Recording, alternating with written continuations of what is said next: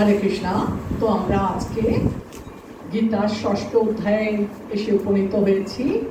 গীতার ষষ্ঠ অধ্যায় সেটা হচ্ছে ধ্যান যোগ। এই অধ্যায়ে আমরা কিরকম দেখব, শ্লোক 1 থেকে 9 এটা আপনারা দেখবেন যে যোগে ক্রমান্বতী দুটি স্তর, প্রারম্ভিক যোগ্যতা সমূহ, যে আমরা যোগ অভ্যাস একটা সিঁড়ির মতো।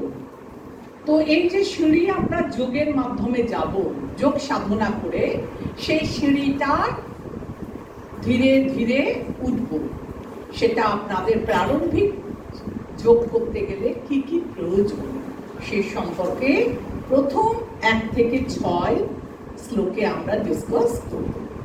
এরপর শ্লোক 10 থেকে 32, আজকে আমাদের কত শ্লোক অবধি পড়া? 32। আচ্ছা, এরপর আমরা শ্লোক 10 থেকে 32 এর মধ্যে জানবো যে যোগের অনুশীলন থেকে কিভাবে সিদ্ধি প্রাপ্তি হচ্ছে বা কিভাবে পূর্ণতা প্রাপ্তি হয়। তো আমরা দুটো জিনিস পড়ব, 1 থেকে 9 যোগের ক্রমান্বতির দুটো স্তর নিয়ে আমরা আলোচনা করব। আর আজকে আমরা আলোচনা করব যে যোগ অনুশীলন থেকে সিদ্ধি বা পূর্ণতা প্রাপ্তি কিভাবে হচ্ছে। তো আমরা প্রথম শ্লোকে চলে যাই। 1 নম্বর শ্লোকে শ্রী ভগবান উবাচ অনাশ্রিত কর্মফলং কার্যং কর্ম করতি যা সন্ন্যাসী চ যোগী চ ন নিরগ্নিং চ ক্রিয়া।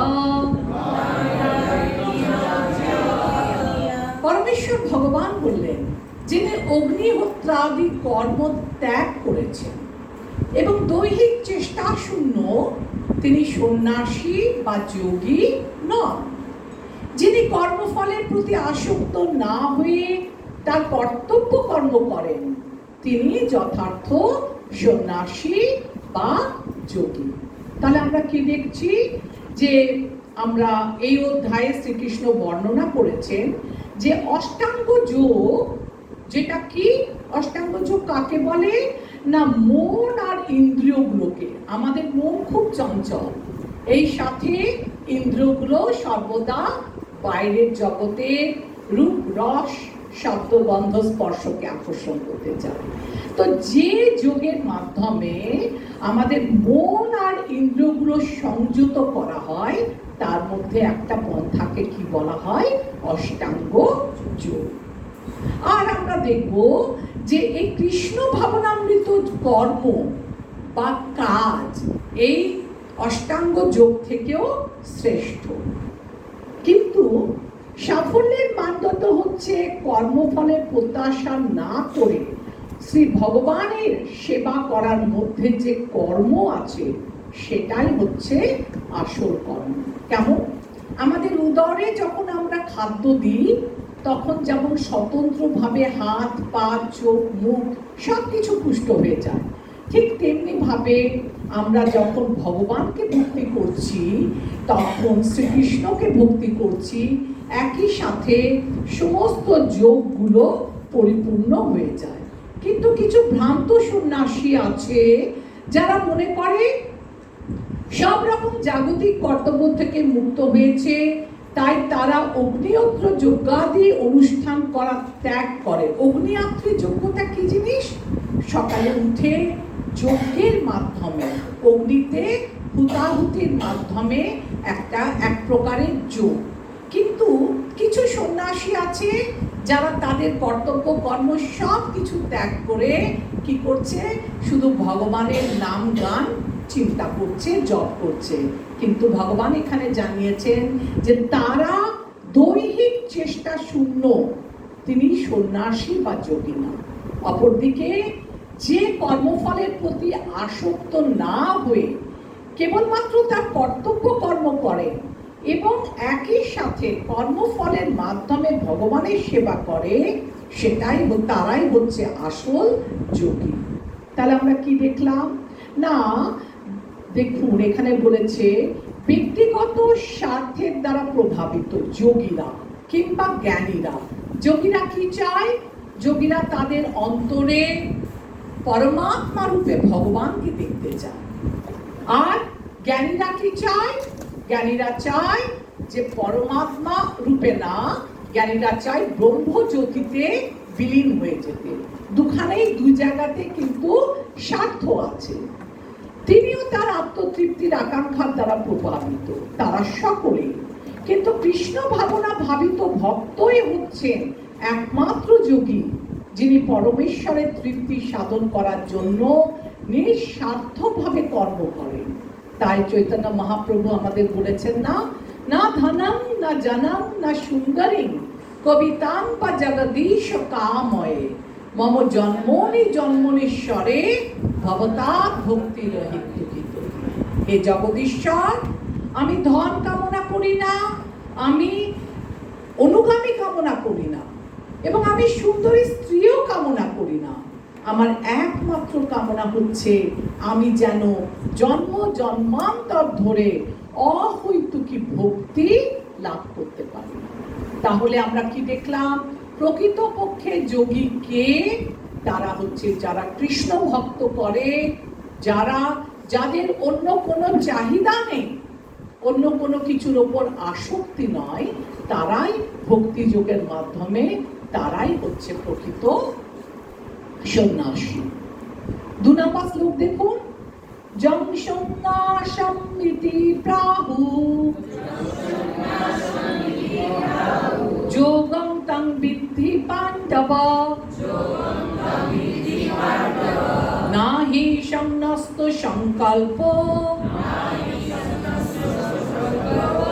যোগী ভবতি কশ্চন। হে পাণ্ডব, যাকে সন্ন্যাস বলা যায় তাকেই যোগ বলা যায়, কারণ ইন্দ্রিয় সুখ ভোগের বাসনা ত্যাগ না করলে কখনোই যোগী হওয়া যায় না। যারা ইন্দ্রিয় ইন্দ্রিয় সুখ ভোগের বাসনাকে ত্যাগ করতে পারে না, তারা কিন্তু যোগী হওয়া যায় না। যোগী মানে মন আর ইন্দ্রিয়কে সংযম করতে হবে। দেখুন, জ্ঞানের স্তরে আমরা দেখছি ইন্দ্রিয় বৃত্তির বিরতিকর। যখন কেউ জ্ঞান যোগে ভক্তি করছে, তার কিন্তু ইন্দ্রিয় তৃপ্তি থাকে না, সেটা সন্ন্যাস। আর যোগ কি? চিত্তের বৃত্তি নিরোধ, অর্থাৎ মনটাকে সংযত করা। মনটাকে সংযত করে আমরা কি করব? ভগবানের আরাধনা করব। ফলের বাসনা ত্যাগে সন্ন্যাসী ও ফলের বাসনা ত্যাগের জন্য চিত্তের বিক্ষেপণ না করাই হলো যোগী। তার মানে একটা যোগী কি করে? একটা যোগী মনটাকে সংযত করে, ইন্দ্রিয়গুলোকে সংযত করে ভগবানের সেবায় তপস্যায় মনোনিবেশ করে। আর অসন্ন্যস্ত সংকল্প, এই যে ওয়ার্ডটা, এর মানে হচ্ছে ইন্দ্রিয় তৃপ্তির বাসনা না ত্যাগ করলে সে কখনো যোগী হতে পারে না। এই যে আপনাদের বললাম যে যোগের সিঁড়ি আছে, প্রথম সিঁড়ি, দ্বিতীয় সিঁড়ি, তৃতীয় সিঁড়ি, আস্তে আস্তে সিঁড়ি দিয়ে যোগ অভ্যেস করে উঠতে হয়। এই সম্বন্ধে 3 নম্বর শ্লোকে বলা হয়েছে। কি সেই সিঁড়ি? কি বলছে দেখুন, আর রুক্ষ মনের যোগাং কর্ম কারণম উচ্যতে যোগারূঢ়স্য তস্যৈব সম কারণম উচ্যতে। বলছে অষ্টাঙ্গ যোগ অনুষ্ঠানে যারা নবীন, যারা নতুন নতুন এই যোগ অভ্যেস করতে রত হয়েছে, তাদের পক্ষে কর্ম অনুষ্ঠান করাই উৎকৃষ্ট সাধন।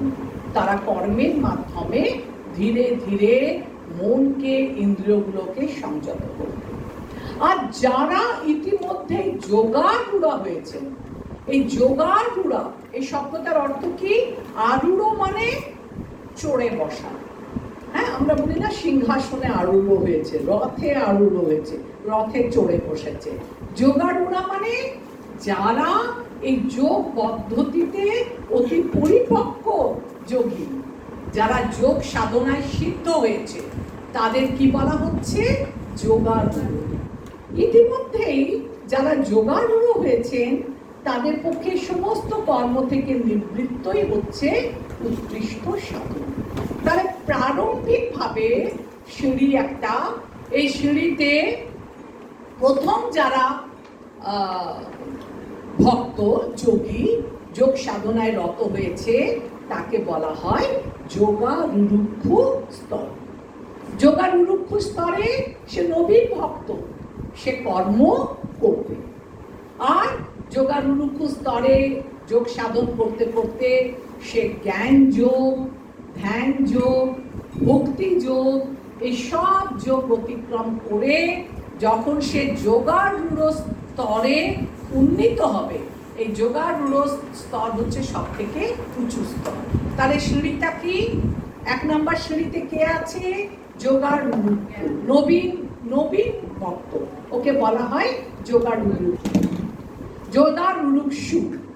আর তারপরে দ্বিতীয় সিঁড়িটা জ্ঞান যোগ, তৃতীয় সিঁড়িটা ধ্যান যোগ, তারপরে চতুর্থ সিঁড়িটা ভক্তি যোগ। আর সব ওপরে কোন সিঁড়ি? সবার ওপরে যোগারূঢ়। যোগারূঢ় স্তরে যখন সে পৌঁছে যাবে, তখন সে সাধন সিদ্ধি হয়েছে, তখন সে সব রকম কর্ম থেকে সে নিবৃত্ত হবে।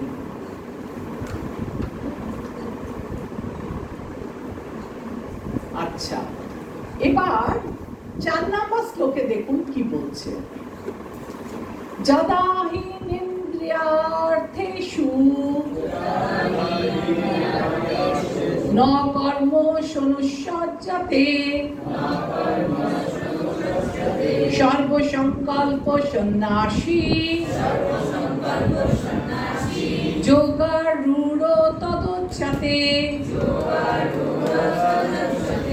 যখন যোগী জড় সুখ ভোগের সমস্ত সংকল্প ত্যাগ করে ইন্দ্রিয়ভোগ্য বিষয়ে এবং সকাম কর্মের প্রতি আসক্তি রহিত হন, তখন তাকে যোগারূঢ় বলা হয়। এই যে বললাম যোগের সর্বোত্তম স্তর, একটু আপনাদের না সিঁড়িটা দেখিয়ে দিই, তাহলে আপনাদের বুঝতে সুবিধা হবে। প্রথম থেকে একটু চলে আসি, ঠিক আছে? আচ্ছা, আমি কি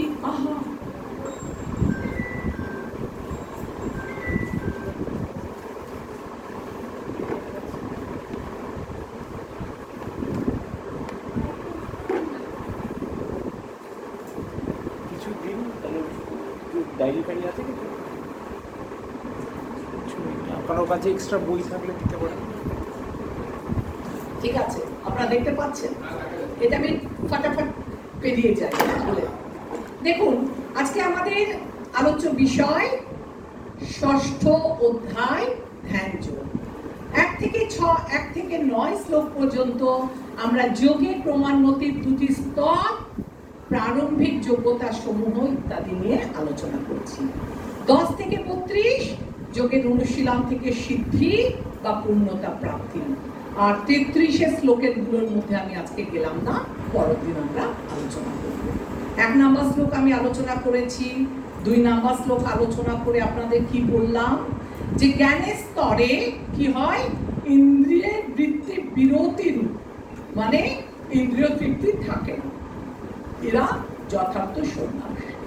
আর যোগ যখন কেউ করছে তখন তার চিত্তের বৃত্তি নিরোধ, অর্থাৎ তার চিত্তটাকে স্থির করছে, মনটাকে স্থির করছে। আর ফলের বাসনা ত্যাগে সন্ন্যাসী ও ফলের বাসনা ত্যাগের জন্য চিত্তের বিক্ষেপ না করাই হচ্ছে যোগী। অর্থাৎ যে যোগী সে মনটাকে স্থির করে আর ফলের কোনো বাসনা ত্যাগ করে, সে যথার্থ যোগী হতে পারে। আর অসংমনস্ক সংকল্প, যাদের মধ্যে এখনো ইন্দ্রিয় তৃপ্তির বাসনা আছে, তারা ত্যাগ করতে পারেনি, তারা কিন্তু যোগী হতে পারে না। আর আপনাদের এই যে আমি বোঝালাম যে যোগের একটা সিঁড়ি, তার নিচের তলায় কে আছে? যোগারূঢ় স্তর, তার মানে নবীন ভক্ত, সে কর্ম করতে পারে। সে কর্ম তাকে সাজে। আর যোগানুরূক্ষণ অপরেশ্বরী জ্ঞানযোগ, তার উপরে ধ্যানযোগ, সব শেষে ভক্তিযোগ। ভক্তিযোগে সে যখন সিদ্ধি লাভ করে তখন সর্বোত্তম শেষ শ্রেণীতে সিদ্ধি লাভ করে যিনি বসে আছেন তার নাম যোগারূঢ়। আর যোগারূঢ় স্তরে কর্ম করার আর প্রয়োজন হয় না, এই জন্য বলেছে কর্ম থেকে নিবৃত্তি।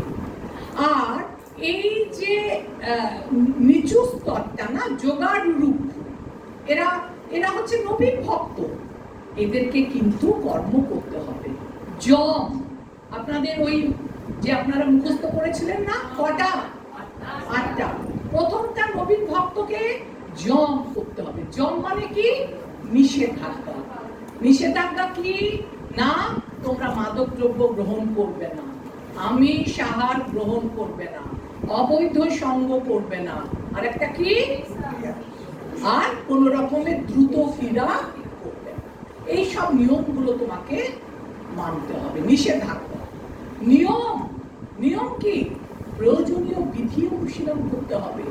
ন্যূনতম 16 মালা জপ, ভোরবেলা ওঠা, মঙ্গল আরতিতে যোগদান করা, নিত্য ভাগবতম শ্রবণ করা, সাধুগুরু বৈষ্ণবের কাছে গিয়ে শ্রবণ করা, যে সমস্ত নিয়মগুলো আমাদের দেয় সেটা হচ্ছে নিয়ম। এটা আপনাদের কাছে ক্লিয়ার হলো? যম নিয়ম। এরপর হচ্ছে আসন। আসনটা আমি আরো ডিটেলে আছে আপনাদের এই অধ্যায়ে, আমি তখন করে শোনাবো। একটা সংক্ষেপে বলে দিচ্ছি, নির্দিষ্ট ভঙ্গিতে ওই আসনে উপবেশন করা। প্রাণায়াম, প্রাণায়ামটা কি? শ্বাসক্রিয়া ও প্রাণাদি বায়ু নিয়ন্ত্রণ।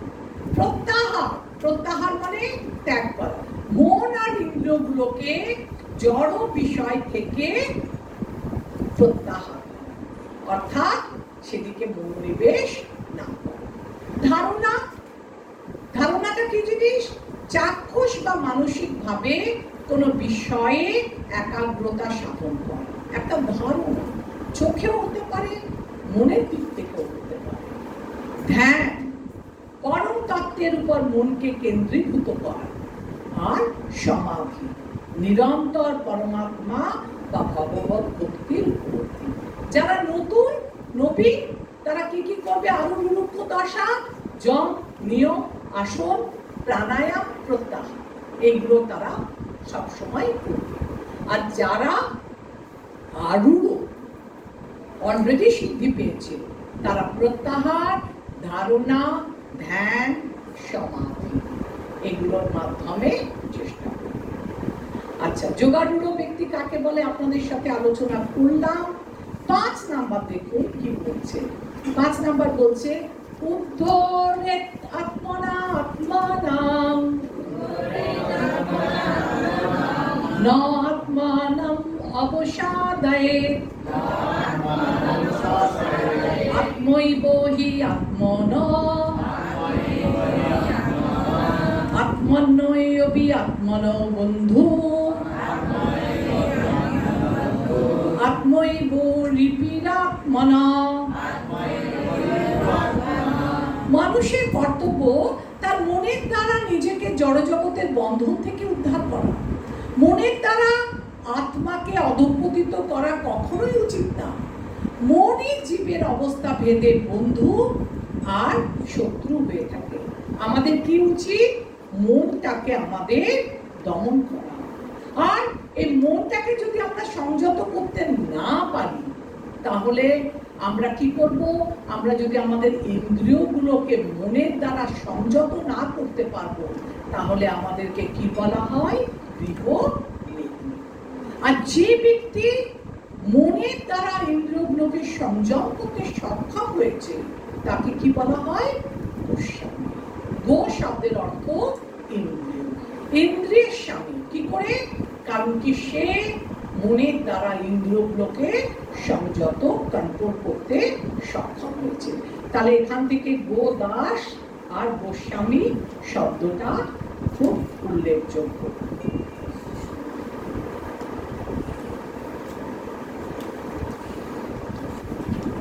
ছয় নাম্বার শ্লোক, বন্ধুরাত্মন্ন তস্য যেন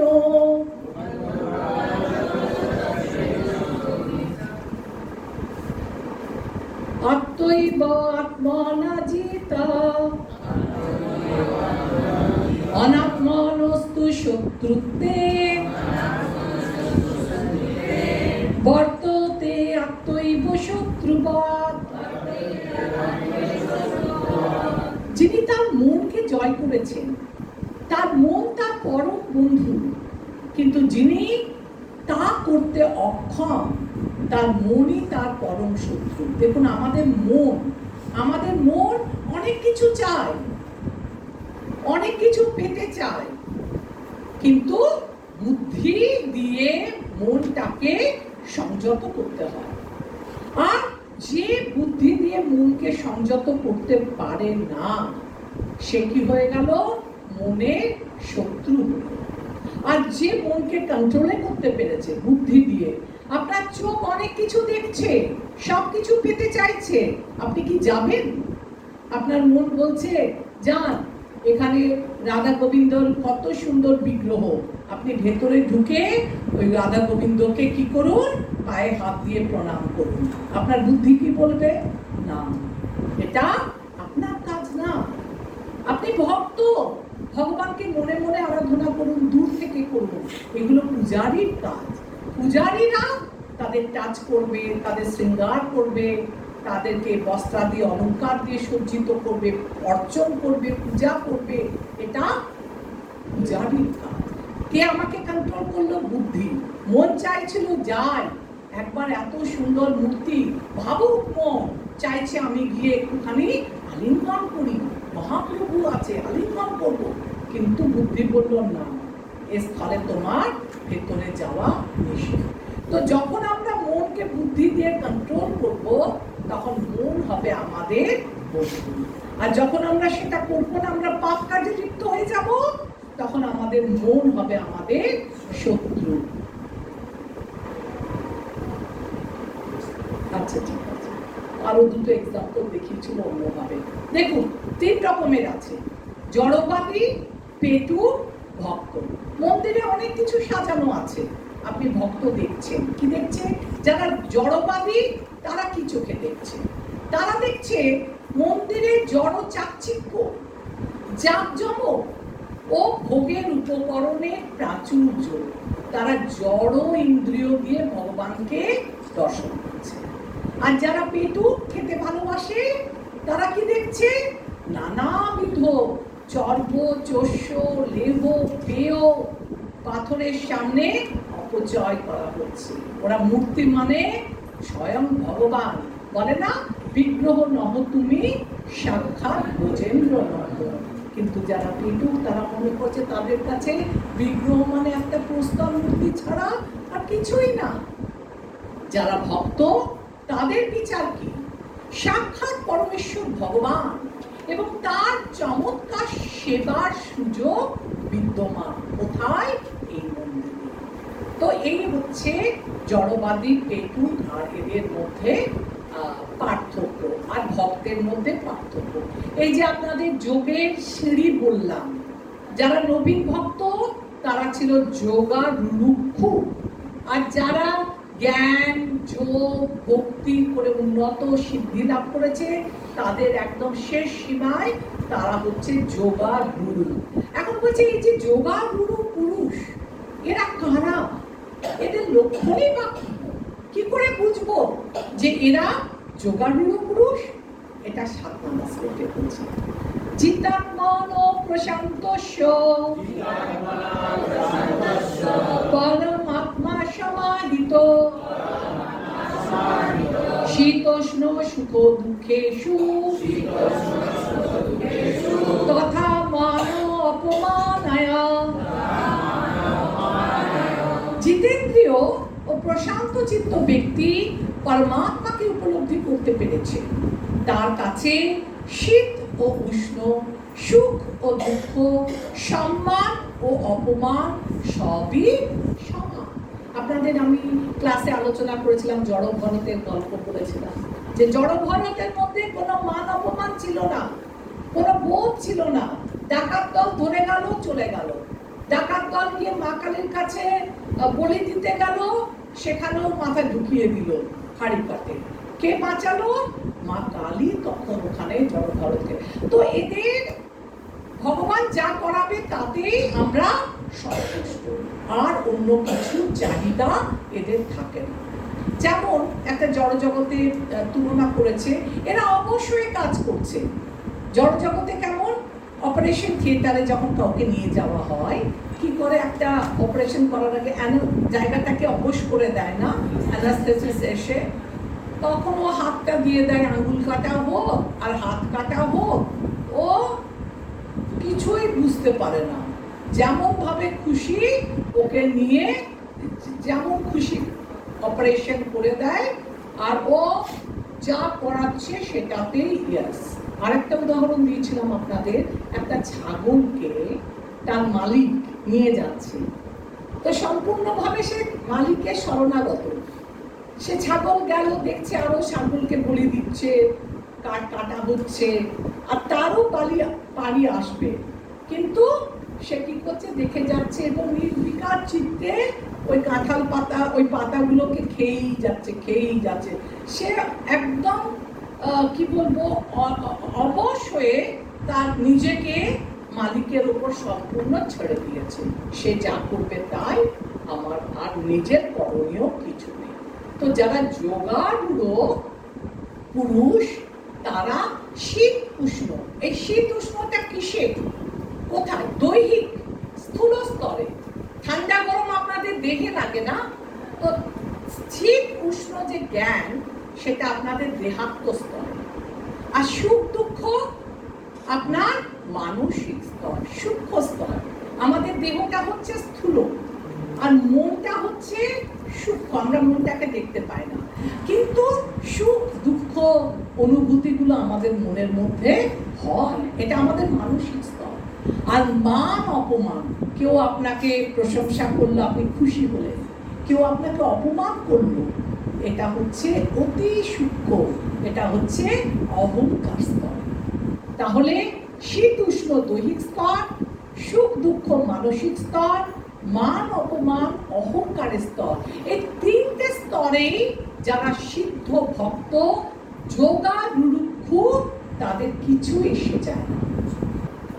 মানুষ দুই রকমের মানুষ আছে, সংযত, উচ্ছৃঙ্খল।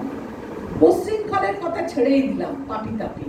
সংযত মানুষের মধ্যে তিন রকমের মানুষ আছে, কর্মী, জ্ঞানী, ভক্ত। কর্মীর মধ্যে আবার দু রকমের লোক আছে, সকাম কর্ম, অকাম কর্ম। আর এই যে জ্ঞানী ভক্ত, এরা নিজের থেকেই সবাই নিষ্কাম কর্মী। তাহলে মানুষ সংযত হলেও চলবে না, তাকে কি করতে হবে?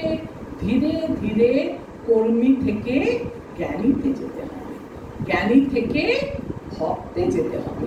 আর যে অলরেডি ভক্তে পরিণত হয়েছে, সে সব সময় নিষ্কাম কর্মই ভগবানের উদ্দেশ্যে, ভগবানের প্রীতি বিধানের জন্য সমস্ত ইন্দ্রিয় দিয়ে সে ভগবানের সেবা করে। 8 নম্বর শ্লোক, জ্ঞান বিজ্ঞান তৃপ্তাত্মা কুতস্থ বিজিতেন্দ্রিয় যুক্ত ইতি উচ্যতে যোগী সমলোষ্ট অশ্ব কাঞ্চনা। আমরা এগুলো কি পড়ছি বলুন তো? আমরা পড়ছি যোগারূঢ় লক্ষণ, যে ওর মধ্যে কি কি বৈশিষ্ট্য আছে। আগের শ্লোকে পড়লাম, এখন আমরা দেখছি যে যোগী শাস্ত্র জ্ঞান ও তত্ত্ব অনুভূতিতে পরিতৃপ্ত, যিনি চিন্ময় স্তরে অধিষ্ঠিত ও জিতেন্দ্রিয়, এবং যিনি মৃৎখণ্ড, প্রস্তর ও সুবর্ণে সমদর্শী, তিনি যোগারূঢ় বলে কথিত আছে। বলছে যে ব্যক্তি কি করে? শাস্ত্র জ্ঞান ও তত্ত্ব অনুভূতিতে পরিতৃপ্ত, কারণ সে ভগবানের শাস্ত্র অধ্যয়ন করে নিজের মধ্যে সে স্যাটিসফাই হয়েছে, সন্তুষ্ট হয়েছে। যিনি চিন্ময় স্তরে অধিষ্ঠিত, তার স্তরটা কোথায়? জড় স্তরে না, তার মনটা, তার চেতনাটা আধ্যাত্মিক স্তরে উন্নীত হয়েছে। জিতেন্দ্রিয়, ইন্দ্রিয়কে জয় করেছে। আর সব কিছু, একটা মাটি, একটা পাথর, একটা সোনা, সব কিছু সে সমান চোখে দেখে। কারণ মাটি, পাথর আর সোনা এই কোনো কিছুই ভগবানের ভক্তি করতে সহায়তা করে না। তাই এই সব তিনটে জিনিসের প্রতি সে সমদৃষ্টিতে দেখে। তিনি যোগারূঢ় বলে কথিত আছে। দেখুন একটা খুব সুন্দর উদাহরণ দিচ্ছি।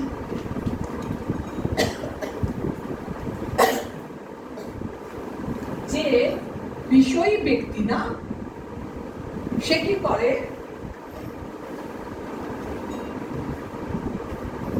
আমি একটু জল খেয়ে নিই, সরি।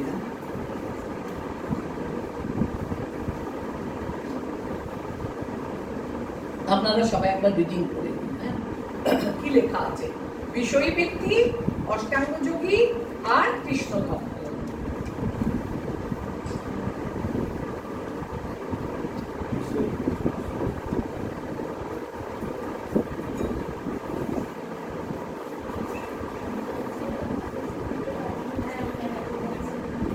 যিনি বিষয়ী ব্যক্তি তিনি সোনা, মাটি বা পাথর অপেক্ষা সর্বদাই বহু বহু গুণে মূল্যবান। সোনা, গোল্ড, মাটি আর পাথর থেকে অনেক বেশি মূল্যবান।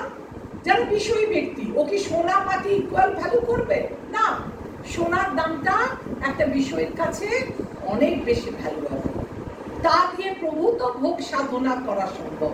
একটা বিষয়ী কাছে সোনা হচ্ছে একটা মূল্যবান বস্তু, যা দিয়ে সে তার অনেক ভোগ বাসনা নিবৃত্ত করবে। যে অষ্টাঙ্গ যোগী, তার কি দেখুন, সোনা ও মাটি, সোনা ও মাটি বা পাথরের মতোই মূল্যহীন। সেটিও জড়বস্তু, তাই আধ্যাত্মিক গুরুত্বহীন। যে অষ্টাঙ্গ যোগী, তার কাছে সোনা, মাটি আর পাথর এরা হচ্ছে তিনটেই মূল্যহীন। কারণ এরা জড়বস্তু, তাই এরা আধ্যাত্মিক উন্নতির পথে কোনো রকম সহায়তা করবে না। যারা কৃষ্ণ ভক্ত, তাদের কি করব? কৃষ্ণ সেবার প্রয়োজনে মাটি বা পাথরও সোনার মতো মূল্যবান, নচেত কোনোটি গুরুত্বপূর্ণ নয়। যদি আপনার কৃষ্ণ সেবায় লাগে মাটিটা, যদি আপনার কৃষ্ণ সেবায় লাগে পাথরটা, যদি কৃষ্ণ সেবায় লাগে সোনাটা, তাহলে মাটি আর পাথরও, মাটি দিয়ে আপনি বিগ্রহ তৈরি করলেন, তাহলে এটা সোনার মতোই মূল্যবান হয়ে গেল। পাথর দিয়ে তৈরি করলেন, আর যদি কৃষ্ণ সেবায় সেই পাথর আর মাটিটা না লাগে, তাহলে এর কোনো গুরুত্ব নেই। 9 নম্বর শ্লোকে কি বলছে? সহিত মিত্র আর্যদাসীন, সহিত মিত্র উদাসীন, মধ্যস্থ দেশ বন্ধুষ,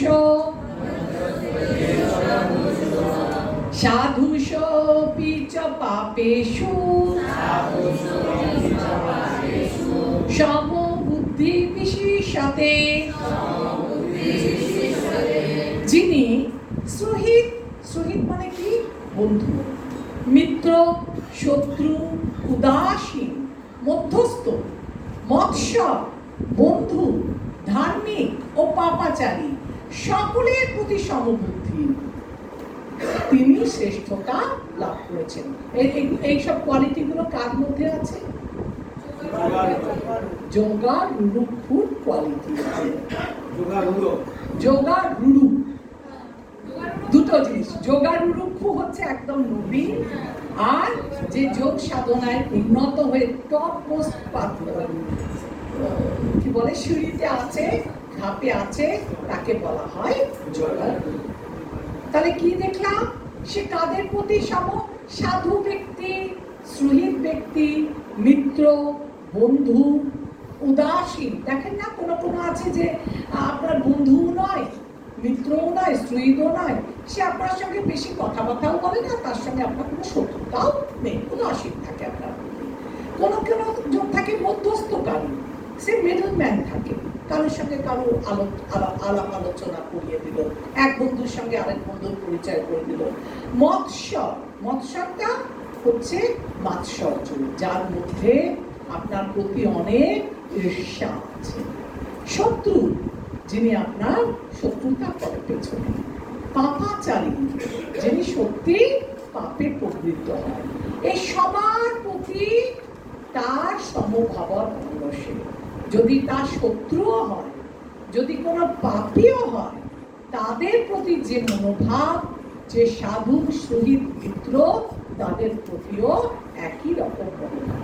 10 নম্বর শ্লোকে যোগী যুঞ্জিত সততাম আত্মনং রহসি স্থিত একাকী চিত্তাত্মা নিরাশীর পরিগ্রহ। যোগারূঢ় ব্যক্তি সর্বদা পরব্রহ্মের সম্পর্কযুক্ত হয়ে তার দেহ, মন ও নিজেকে নিয়োজিত করবেন। তিনি একাকী নির্জন স্থানে বসে বসবাস করবেন এবং সর্বদা সতর্কভাবে তার মনকে বশীভূত করবেন। তিনি বাসনা মুক্ত ও পরিগ্রহ রহিত। তার মানে কি বলছে, যে যে যোগারূঢ় ব্যক্তি, তার আমরা ক্যারেক্টার, তার চরিত্রটা আমরা তাকে বিশ্লেষণ করছি, তার লক্ষণগুলো কি কি। বলছে যোগারূঢ় ব্যক্তি পরব্রহ্মের সম্পর্কযুক্ত, অর্থাৎ ভগবানের সঙ্গে তার দেহ, মন, কায়, মনোবাক্যে সর্বদা ভগবানকে পূজিত, ভগবানকে পূজা করে যাচ্ছে। সে সবসময় নির্জন স্থান পছন্দ করে, কারণ কি সেখানে তাকে কেউ বিরক্ত করতে আসবে না। আর সর্বদা সতর্কভাবে মনকে বশীভূত করছে, যাতে করে কোনোভাবেই মন বিষয়ের প্রতি ধাবিত না হয়। তিনি বাসনা মুক্ত ও পরিগ্রহ রহিত, অর্থাৎ তার কোনো মনের কোনো বাসনা নেই, কোনো পাবার ইচ্ছা নেই, কাউকে কিছু দেওয়ার ইচ্ছা নেই। সর্বদা সে নিষ্ক্রিয়ভাবে কেবলমাত্র ভগবানের ধ্যান জ্ঞান মনে চিন্তা করে একাকী বসবাস করতে পছন্দ করে, নির্জন স্থানে। খুব সুন্দরভাবে এটাকে আরো ব্যক্ত করেছে একটা ভক্তি রসামৃত সিন্ধুর শ্লোক দিয়ে। কি বলছে, অনাসক্তস্য বিষয়ান যথা অর্হম উপযুঞ্জত নির্বন্ধ কৃষ্ণ সম্বন্ধে যুক্ত বৈরাগ্যম উচ্চতে প্রাপঞ্চিকতায়া বুদ্ধা হরি সম্বন্ধী বস্তুনা মুমুক্ষু বিপরিত্যাগ বৈরাগ্যম ফলগুপদ্ধতে। কি বলছে, বিষয়ের প্রতি আসক্ত শূন্য হয়ে এবং শ্রীকৃষ্ণ সম্বন্ধে নির্বন্ধ করে ভগবানের সেবায় অনুকূল বিষয়টুকু গ্রহণ করাকেই বলা হয় যুক্ত বৈরাগ্য। তাহলে যুক্ত বৈরাগ্য কি, যখন আপনি কোনো বিষয়ের প্রতি আপনার দৃষ্টি যাবে না, ভগবান সম্বন্ধে, কৃষ্ণের সম্বন্ধে, ভগবানের সেবায় যখন আপনি সমস্ত ধন মান তান সব কিছু বিলিয়ে দেবেন, আর ভগবানের অনুকূলে আপনি ভগবানের সেবা করবেন, তাকেই বলছে যুক্ত বৈরাগ্য। পক্ষান্তরে শ্রীকৃষ্ণের সঙ্গে জীবের সম্পর্কের কথা না জেনে সব কিছু পরিত্যাগ করে তার বৈরাগ্য পূর্ণ নয়। আপনি বৈরাগ্য করছেন, দর্শন আপনি জানেন না। আমরা দ্বিতীয় এটা পড়েছিলাম না, ধর্ম কাকে বলে আর দর্শন কাকে বলে। তো ধর্ম ছাড়া দর্শন হচ্ছে শুকনো জল্পনা কল্পনা। তাই বলছে ভগবানকে জেনে শ্রীকৃষ্ণের সঙ্গে সম্পর্কিত না হলে সবকিছু করাই বৃথা। এবার দেখুন এইসব যোগীদের কথা, তারা কিভাবে বসে। ওই যে আসন বলেছিলাম, ওটা দেখুন এবার ওই সম্বন্ধে বলা হচ্ছে। সুচদেশে প্রতিষ্ঠাপ্য স্থিরম আসনম আত্মনা নাতু চিত্তং নাতি নিচং শৈলাজীর্ণ কুশোত্তরাম তত্রৈকাগ্রাম মনোকৃষ্টা কৃতা যত চিত্তে ইন্দ্রিয় ক্রিয় উপবিশ্বাসনে যুঞ্জাত যোগম আত্মবিশুদ্ধয়ে। এই যে যোগারূঢ় ব্যক্তি, তার লক্ষণ, তিনি কিভাবে বসেন, কিভাবে ধ্যান করেন, কোথায় বসেন, সে সম্বন্ধে বলছে। যোগ অভ্যাসের নিয়ম এই যে কুশাসনের উপর মৃগচর্পের আসন, তার উপরে বস্ত্রাসন রেখে উচ্চ, অত্যন্ত উচ্চ বা অত্যন্ত নিচু না করে সেই আসন পবিত্র স্থানে স্থাপন করে তাতে আসীন হবে। সেখানে উপবিষ্ট হয়ে চিত্ত, ইন্দ্রিয় ও ক্রিয়াকে নিয়ন্ত্রিত করে চিত্ত শুদ্ধির জন্য মনকে একাগ্র করে যোগ অভ্যাস করবেন। দেখুন তাহলে কি বলছে, 1 নাম্বার বললো এইসব যোগীদের কোথায় চলে যায়, নির্জন স্থানে, কোনো কি বলবো ওই জায়গাগুলোর নামটা তো ভুলে গেলাম, মানে কোনো পবিত্র নদী তার ধারে পাশে। আমরা দেখি না ঋষিকেশে হারকি পৌরি, কোথায় হারকি পৌরি, হরিদ্বারে, হরিদ্বার, ঋষিকেশ, এইসব পবিত্র পবিত্র নদীর ধারে কিনারায় জঙ্গলে এরা বসতে চায় নির্জনে। কেমন ভাবে বসতে চায়, এরা যখন যোগ করবে আসন চায়। কেমন আসন, হরিণের চামড়া দিয়ে তৈরি আসন। কেন, প্রথমে ওরা আসনে হরিণের চামড়া দিল, তার উপরে একটা সুতোর কাপড় দিল, আসন দিল। কেন, যাতে তার বসার ধ্যান করার জায়গাটা খুব মাটির সঙ্গে নিচু না হয়, একটু উঁচু করল, আবার খুব বেশি উঁচু যেন না হয়, যাতে নিচুও না হয় উঁচুও না হয়, যাতে হরিণের চামড়া দেয়। আমি আগের দিন আলোচনা করেছিলাম কেন হরিণের চামড়ার আসন, যাতে করে হরিণের চামড়ায় একটা খুব তীব্র গন্ধ থাকে, যার ফলে বনের পোকা মাকড় কীট পতঙ্গ ওই মুনি ঋষির চারপাশে আসবে, যেখানে সে জপ করবে। আর কি বলেছে, খুব বেশি উঁচু না, খুব বেশি নিচু না, ঠিক আছে। আর এই আসনে পবিত্র স্থান, ওই যে বললাম ভালো ভালো তীর্থ নদীতে গিয়ে নির্জন স্থানে হয়, আর সেখানে চিত্ত, মন, ইন্দ্রিয় এবং তার মনের কার্যকলাপকে নিয়ন্ত্রিত করে। অনেকের সময় আমরা হাতে কিছু কাজ করি না বা দেহ দিয়ে কিছু কাজ করি না, কিছু পাপ কার্য থেকে আমরা বিরত হয়েছি, কিন্তু আমাদের মন বিরত হয়নি।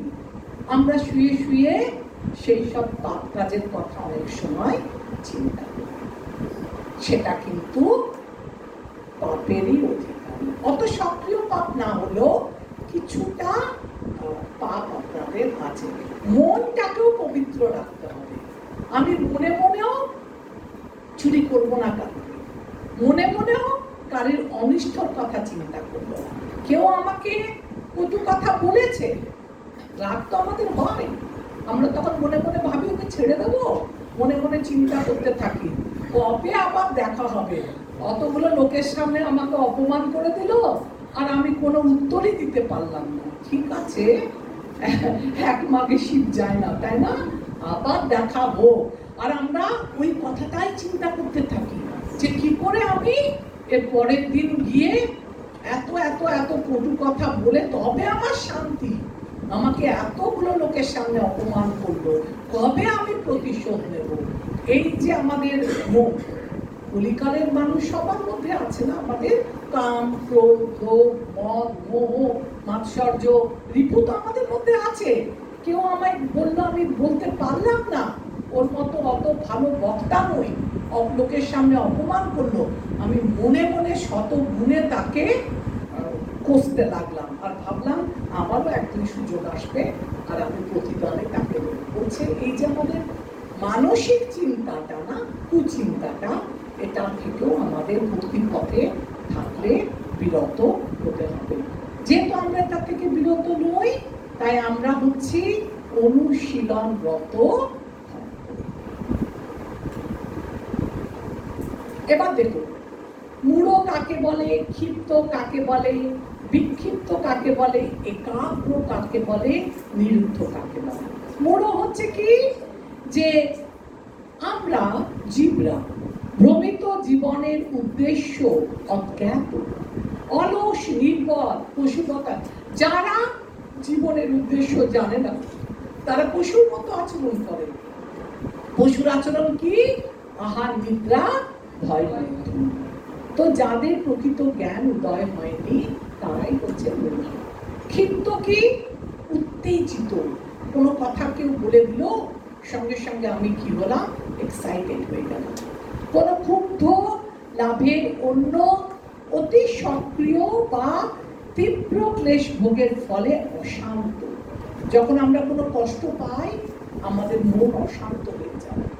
যখন আমরা কেউ কটু কথা বলে আমরা তখন উত্তেজিত হয়ে যাই, এটাকে বলছে ক্ষিপ্ত। বিক্ষিপ্তটা কি?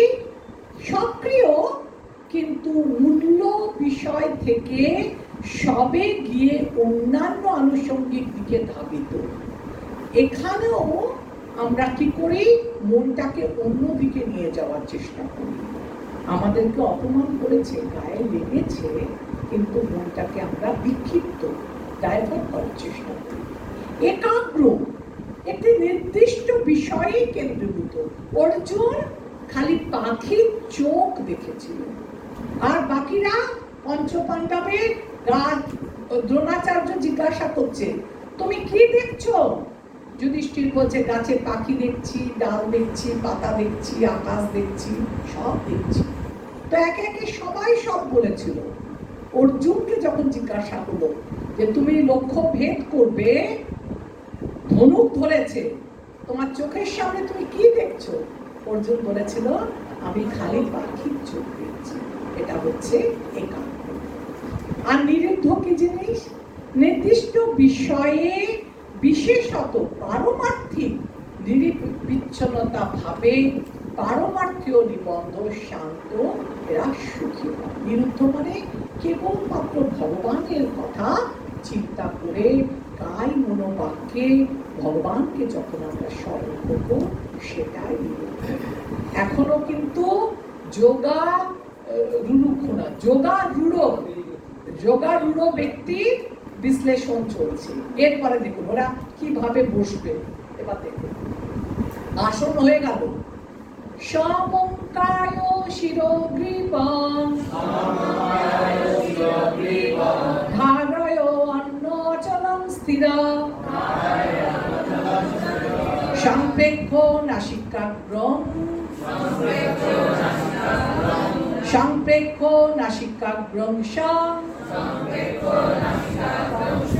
দিশশ্চান অবলোকয়ান প্রশান্তাত্মা বিগতোভিঃ ব্রহ্মচারী প্রতিষ্ঠিতা মনঃ সংযম্য মচ্চিত্ত যুক্ত আশিত মত্তরা। শরীর, মস্তক, গ্রীবাকে সমান রেখে, শরীর, মস্তক আর গ্রীবা একদম স্ট্রেট হয়ে বসা, না কোনো হেলান ফেলানের ব্যাপার নেই। ওখানে তো আসনের উপর বসেছে, স্ট্রেট হয়ে বসে অন্য কোনো দিকে দৃষ্টি নিক্ষেপ না করে নাসিকার অগ্রভাগে দৃষ্টি নিবদ্ধ করে প্রশান্তাত্মা, ভয় শূন্য, ব্রহ্মচর্যের প্রতি স্থিত পুরুষ মনকে সমস্ত জড় বিষয় থেকে প্রত্যাহার করে আমাকে জীবনের চরম লক্ষ্যরূপে স্থির করে হৃদয়ে আমার ধ্যানপূর্বক যোগ অভ্যাস করবে। তাহলে প্রত্যাহার করলেন, এইভাবে বসে চোখটাকে কি করলো? নাকের ডগায় স্থির করে আর সমস্ত দুনিয়াকে প্রত্যাহার করে দিল। সব কিছু ছেড়ে হৃদয়ের ভেতর যে পরমাত্মা রূপী ভগবান আছেন, সেই ভগবান কে? চতুর্ভুজ বিষ্ণু, তার ধ্যান করতে হবে। 15 নম্বর কি বলছে? যুজ্জানে বংশাদাত্মানাং যোগী নিয়ত মানসা শান্তিং নির্বাণ পরমাং মৎসংস্থামো অধিগচ্ছতি। এইভাবে দেহ, মন ও কার্যকলাপ সংযত করার অভ্যেসের ফলে যোগী জড় বন্ধন মুক্ত হয় এবং তিনি তখন আমার ধাম প্রাপ্ত হয়। ভগবান বিশ্লেষণ করছে যে একটা যোগী কিভাবে আমার ধাম প্রাপ্ত হয়। বলছে এইভাবে দেহ, মন, তার কার্যকলাপ কি না, একমাত্র দেহের অভ্যন্তরে আমাকে চিন্তা করা। আর এই কার্যকলাপ সংযত করার অভ্যেসের ফলে যোগীর জড় বন্ধন মুক্ত হয়, তখন সেই যোগী আমাকে প্রাপ্ত হয়। এবার দেখুন, যোগী প্রাপ্ত তো হলো, কিভাবে প্রাপ্ত হচ্ছে দেখি। কর্মকাণ্ড ও সকাম কর্ম। প্রথম, কর্মকাণ্ড থেকে প্রাপ্ত ফলসমূহ ভোগের সুখ দ্বারা আকর্ষণ। আপনারা কর্মকাণ্ড অনেকবার পড়েছেন, 2য় অধ্যায়ে সকাম কর্ম বেদে লেখা আছে। জ্ঞান যোগটা কি? সেবাজনিত পরিশ্রম ও ক্লেশের উৎকণ্ঠা থেকে মুক্তি হেতু ব্রহ্মজ্যোতিতে বিলীন হওয়ার প্রচেষ্টা। যারা জ্ঞানী, যারা জ্ঞান যোগ অবলম্বন করে, তারা মুক্তির পর কোথায় মিলিত হতে চায়? ভগবানের ব্রহ্মজ্যোতিতে তারা বিলীন হতে চায়। তারা ভাবে আমি, দেখুন একটা ঘড়া, কলসির ভেতরে কি আছে? আকাশ, শূন্য আকাশ। আর এই যে পৃথিবী আমাদের, এর বাইরেও কি আছে? আকাশ। এবার যখন ঘড়াটা ভেঙে দিলেন, তখন ঘড়ার আকাশ আর বাইরের আকাশ মিলেমিশে এক হয়ে গেল। তো যারা জ্ঞানযোগী তারা ভাবে আজ আমি জীব, আমি ভগবানের কাছ থেকে উৎপত্তি হয়েছি, ভগবান মানছে আমি জীব, আর মৃত্যুর পর আমি আবার ওই ব্রহ্মজ্যোতিতে বিলীন হয়ে যাব। মানে আমি ভগবান থেকে জীব হয়েছি, আবার জীব থেকে ভগবানে মিশে যাব। এটা কারা ভাবে? এটা নির্বিশেষবাদী ব্যক্তিরা, জ্ঞানযোগীরা ভাবে। ধ্যানযোগ কি ভাবছে? অষ্টসিদ্ধি প্রাপ্তির ফলে অতি প্রাকৃতিক ক্ষমতা উপভোগ ও প্রদর্শনের ইচ্ছা। দেখুন, আপনারা পড়বেন, আপনাদের যে আসছে পাঠ্যপুস্তক, লঘিমা, গরিমা, অনিমা, এরা না সিদ্ধি করে, যোগীরা যোগ করে সিদ্ধি প্রাপ্ত হয়। হ্যাঁ, কখনো নিজের শরীরটাকে একদম হালকা করে দেবে, আর এরা জলের উপর হেঁটে যায়। কেউ আবার বশীভরণ বলে না, এগুলো ভুল কথা, সত্যি কথা। এরা এই সিদ্ধি লাভ করে এটা মিসইউজ করে। আপনার বাড়িতে গেল, গিয়ে বলল, আপনাকে হিপনোটাইজ করে দেয়। কি বলল? যে দেখুন সোনা পালিশ করব, যা আছে ঘর থেকে নিয়ে আসো। আর যেই সোনা রূপো পালিশ করব বলে ঘর থেকে আনতে গেল, খুব সুন্দরভাবে ওকে হিপনোটাইজ করে বাড়ি থেকে সব কিছু। এইগুলো লোকালয়ে কম হয়, কিন্তু এগুলো আছে। এই সিদ্ধি লাভ করতে পারে। কখনো কখনো খুব শরীরটাকে ক্ষুদ্র করতে পারে, খুব ছোট করে। কখনো কখনো এরা আকাশে ভাসতে পারে। কখনো কখনো এক জায়গায় বসে অন্য জায়গায় হাতটা লম্বা করে ফল ছিঁড়েও আনতে পারে। এইগুলো এক একটা সিদ্ধি, এবং তারা ফলপ্রসূ। তো ভগবান বলছে এই সিদ্ধি লাভের জিনিসগুলোকে যদি কেউ মিসইউজ করে, তাহলে সেটা ভক্তি নয়। এটা কেন দিয়েছে না? এটা হচ্ছে অষ্টসিদ্ধি প্রাপ্ত হয় যারা, তারা যদি এটাকে ভগবানের সেবায় নিয়োগ করে, তবেই সেটা আসল। আদারওয়াইজ এরকম ভণ্ড যোগী, ভণ্ড সিদ্ধ প্রাপ্ত যোগী বাজারে অনেক পাওয়া যায়। তাদের প্রলোভনে কিন্তু আপনারা কখনো পা দেবেন না।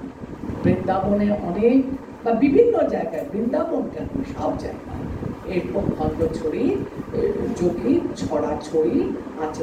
বিশেষ করে কোনো ধার্মিক জায়গা যেখানে কিনা পবিত্র জায়গা, অনেক ভণ্ড সাধু, প্রভুপাদ বলেছিলেন না যে এই সমস্ত ভণ্ড সাধুর কাছ থেকে বিরত থাকো। কি একটা শ্লোক আছে যে এইসব ভণ্ড যারা, তাদের থেকে বলে না যে ভুক্তি মুক্তি সিদ্ধকামী সকলেই অশান্ত, কৃষ্ণ ভক্ত নিষ্কাম অতএব শান্ত।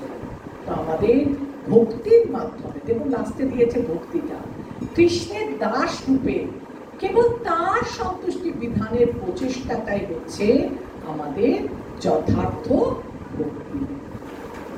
16 নম্বর শ্লোকে কি বলছে দেখুন, না তো স্নাতস্তু যোগ অস্তি না চৈকান্ত মনস্মত না চাতি স্বপ্নশীলস্য জাগ্রত নৈব চার্জুন। বলছে অধিক ভোজনকারী, নিতান্ত অনাহারী, অধিক নিদ্রা প্রিয় ও নিদ্রা শূন্য ব্যক্তি যোগী হওয়া সম্ভব। যদি আপনি অনেক ঘুমান, প্রথম হচ্ছে যদি অনেক আহার করেন, খেতে ভালোবাসেন, ভোজন প্রিয় ব্যক্তি, ভোজন রসিক ব্যক্তি, খেতে ভালোবাসেন, প্রচুর খেলে কি হয় আমাদের বডিটা ছেড়ে দেয়, তখন আমাদের আলস্যতা আসে, আমাদের ঘুম আসে। প্রচুর খেয়ে নিলে আমরা ভক্তি বেশি ভালো করে করতে পারি।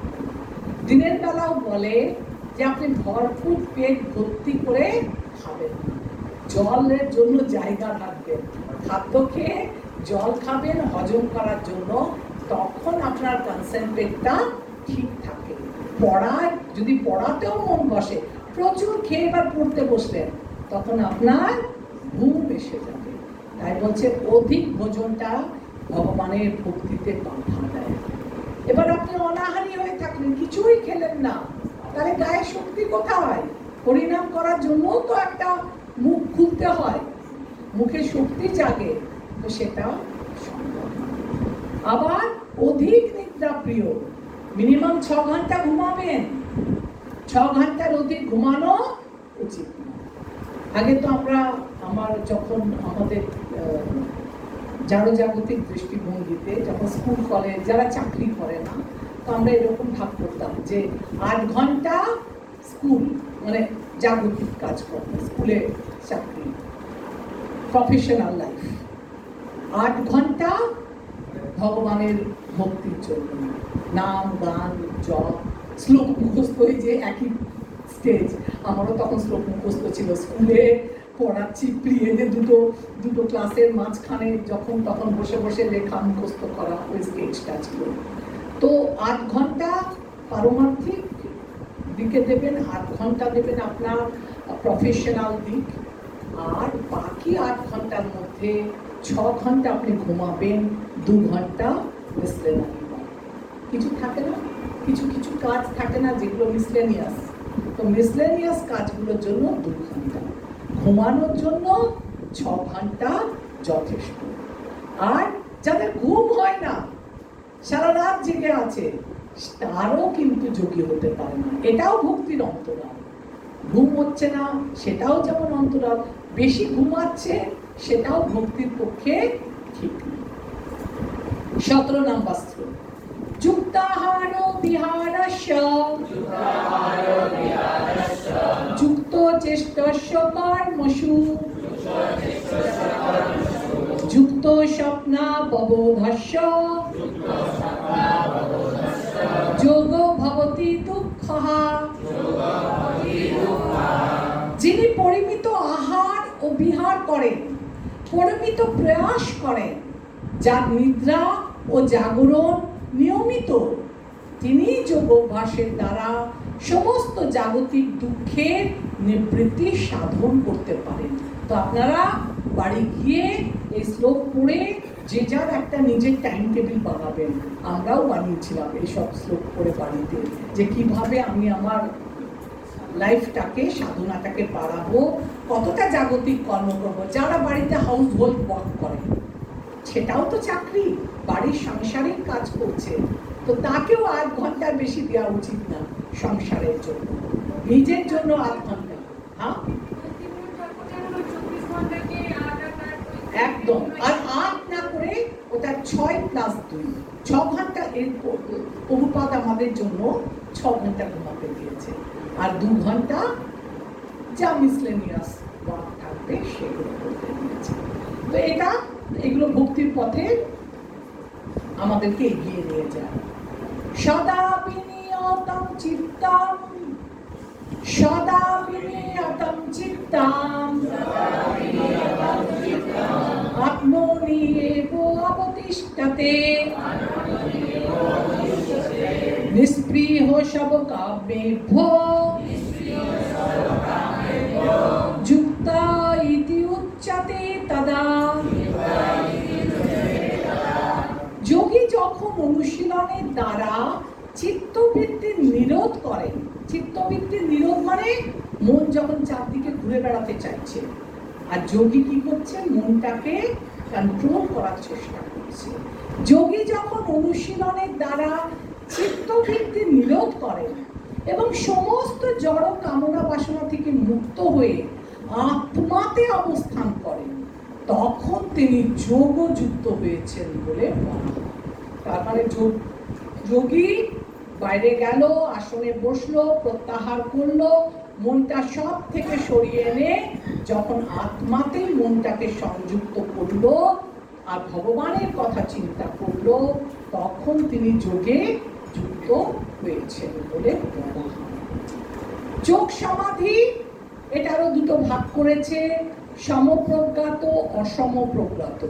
অসমপ্রজ্ঞাত হচ্ছে চিন্ময় আত্মাস্তর, আর সমপ্রজ্ঞাত একটা হচ্ছে স্ববিতর্ক আর স্ববিচার। স্ববিতর্ক কি, দৈহিক স্তর, আর স্ববিচার কি, মানসিক স্তর। একটা যোগ সমাধি করতে গেলে এই যে সিঁড়ির কথা আপনাদের বললাম, একটা মানুষ আজকে ভক্তি করতে এলো, কাল ভগবান পেয়ে গেল, এটা ধ্রুব মহারাজের 6 মাসেই সম্ভব। কলিকালে আমাদের সাধনা করতে লাগে, আমাদের সময় লাগে, কারণ কি আমাদের অনর্থগুলো এখনো মনের মধ্যে আছে, আর আমরা এখনো সেই স্তরে পৌঁছাতে পারি। কোন স্তরে না, শ্রীমদ্ ভাগবতমে যে বলা হয়েছে 9 স্কন্ধ 4 অধ্যায় 18 থেকে 20 শ্লোক, সবই মন কৃষ্ণ পদানুবিন্দায় বচ্চাংশি বৈকুণ্ঠ গুণানুবর্ণনে, করো হরের মন্দির মার্জনাদেশু, শ্রুতিং চকার অচ্যুত সৎকথোদয়ে, মুকুন্দ লিঙ্গালয় দর্শনে দৃশ্য, তদ্ভিত্ত গাত্র স্পর্শে অঙ্গ সঙ্গম, ঘ্রাণঞ্চ তৎপাদ সরোজ সৌরভে, শ্রীমৎতুরসা রসনং তদর্পিতে, পাদ হরে ক্ষেত্র পদানুসর্পণে, শিরো ঋষিকেশ পদাভিবন্দনে, কামং চ দর্শে নতু কাম কাময়া, যথোত্তম শ্লোক জনশ্রয়াবতী। দেখুন এর মানেটা কি, একটা একটা করে এখানে দিয়ে দিয়েছি যাতে আপনারা ভালো করে বুঝতে পারেন। এর যে অর্থটা শ্লোকে তো বলছে, এটা কার কথা বলছে বলুন তো, অম্বরীশ মহারাজ। অম্বরীশ মহারাজ তার মনটাকে শ্রীকৃষ্ণের চরণ পদ্মে ধ্যান করেছে, আর অম্বরীশ মহারাজ তার বাক মানে তার কথা বৈকুণ্ঠ বা ভগবত মহিমা কীর্তনে, ভগবানের নাম গান মহিমা কীর্তনে তার দিয়েছে। আর তার হাত দুটো কি করত, মন্দিরকে পরিষ্কার করত, মার্জন করত, আর তার কান সর্বদা ভগবত কথা শ্রবণ করতেন, আর চোখ দিয়ে কি করত, ভগবানের বিগ্রহ দর্শন করতেন। তার দেহ দিয়ে শ্রীকৃষ্ণের সেবা করতেন, নাক দিয়ে শ্রীকৃষ্ণের চরণের দিব্য ঘ্রাণ গ্রহণ করতেন।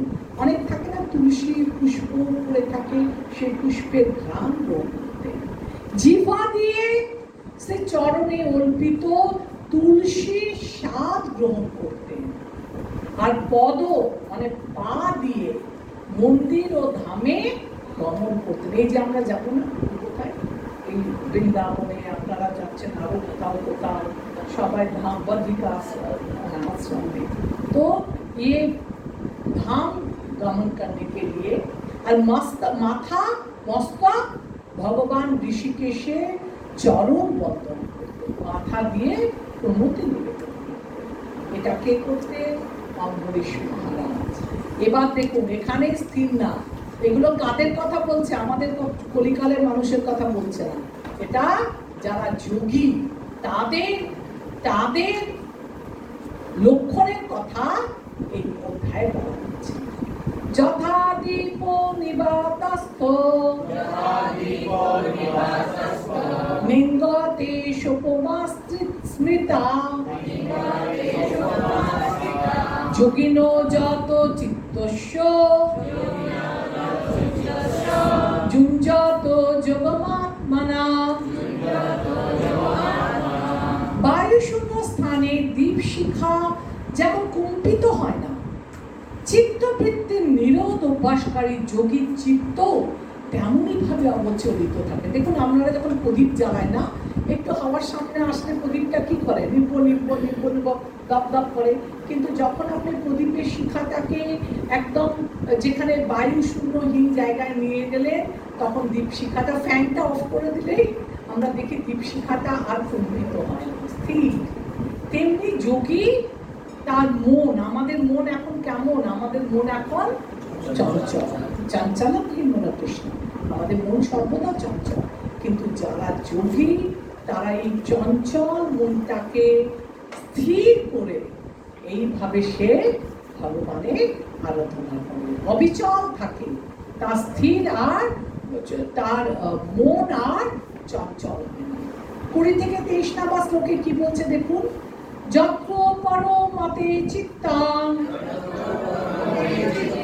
নিরুবদ্ধ যোগসেবয়া যত্র চৈবাত্মনাত্মানং পশ্যন আত্মনি তুষ্যতি সুখমাত্মস্তিকং যত্তা বুদ্ধিং গ্রাহ্যং অতীন্দ্রিয়াম বেত্তি যত্র ন চৈবায়াং স্থিতশ্চলতি তত্ততা যং লব্ধা চ পরং লাভং মন্যতে নাধিকং ততা যস্মিন স্থিতো ন দুঃখেন গুরুনাপি বিচালতে তং বিদ্যা দুঃখ সংযোগ বিয়োগং তং বিদ্যা দুঃখ সংযোগ বিয়োগং যোগ সংগীতাম।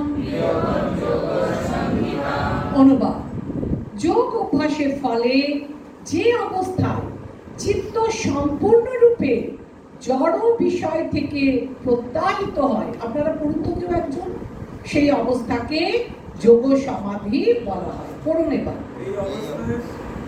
পড়ুন। এই অবস্থায় শুদ্ধ অন্তঃকরণ দ্বারা আপনাকে উপলব্ধি করে যোগী আত্মাতেই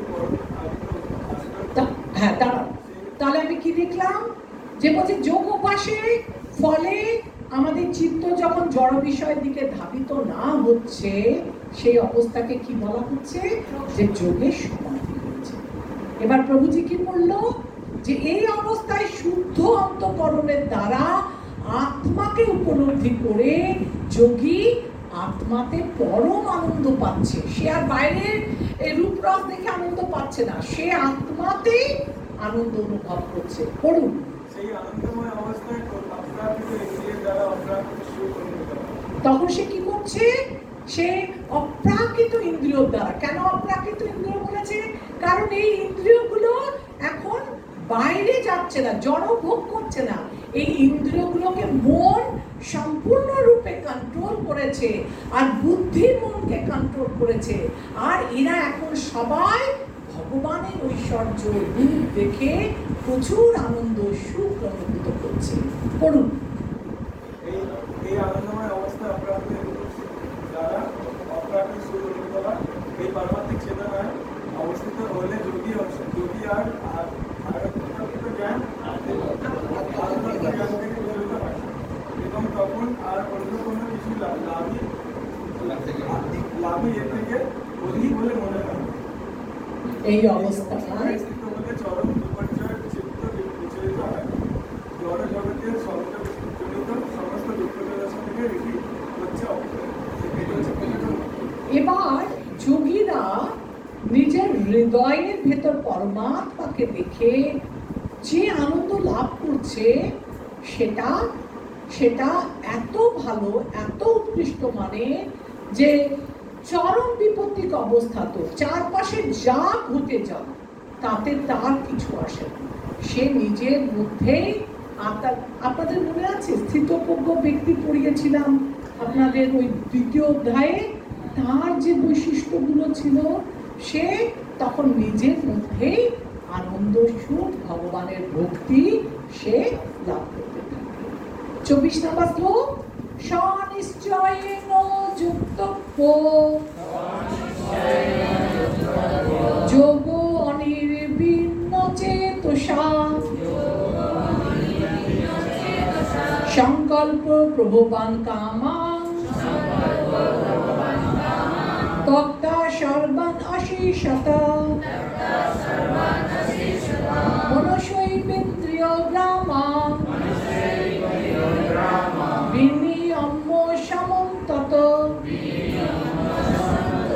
অবিচলিত অধ্যাবসায় ও বিশ্বাস সহকারে এই যোগ অনুশীলন করা উচিত।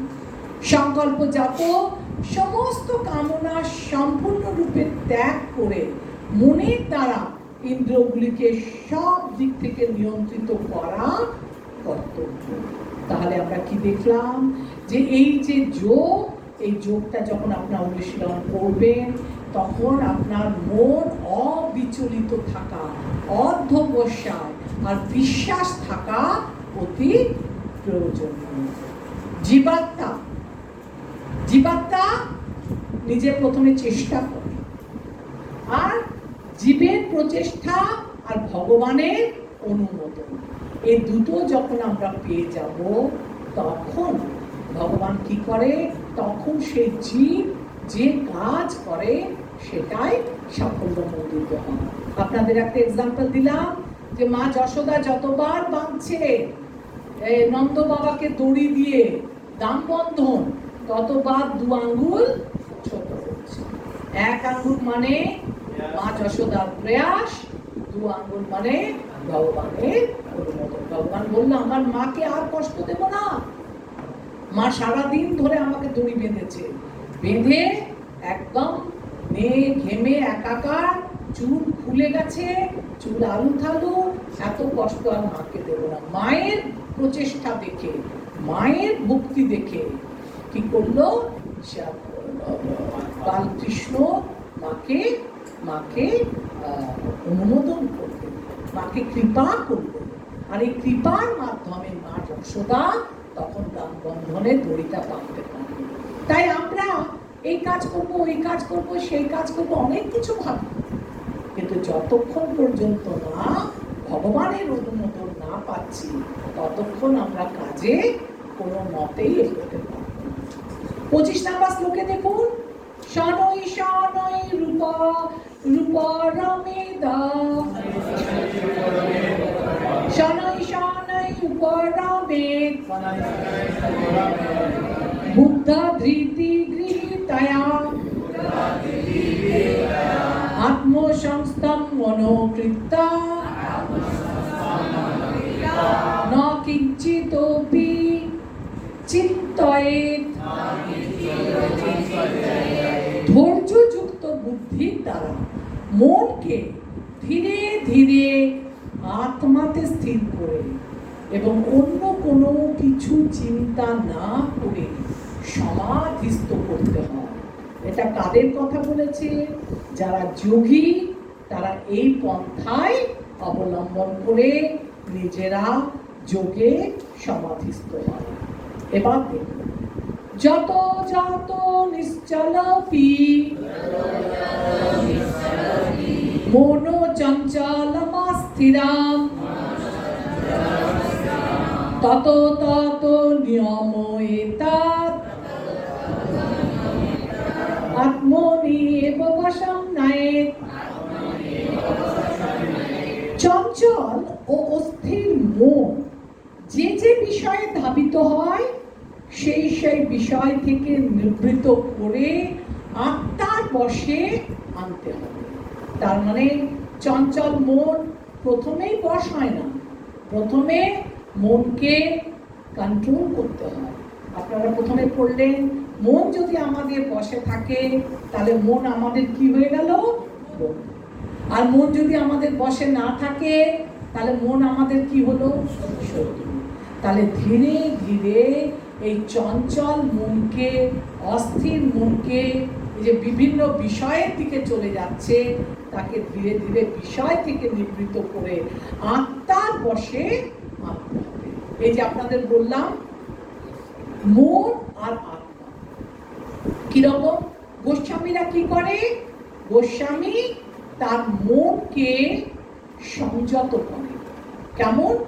তার ইন্দ্রিয়গুলোকে মন দিয়ে কন্ট্রোল করে।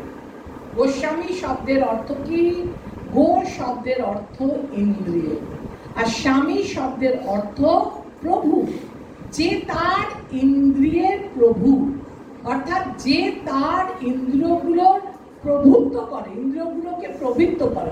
মন যখন তার ইন্দ্রিয়গুলোর ওপর প্রভুত্ব আরোপ করে তখন তাকে বলা হয় গোস্বামী। আর মন যখন কি করে?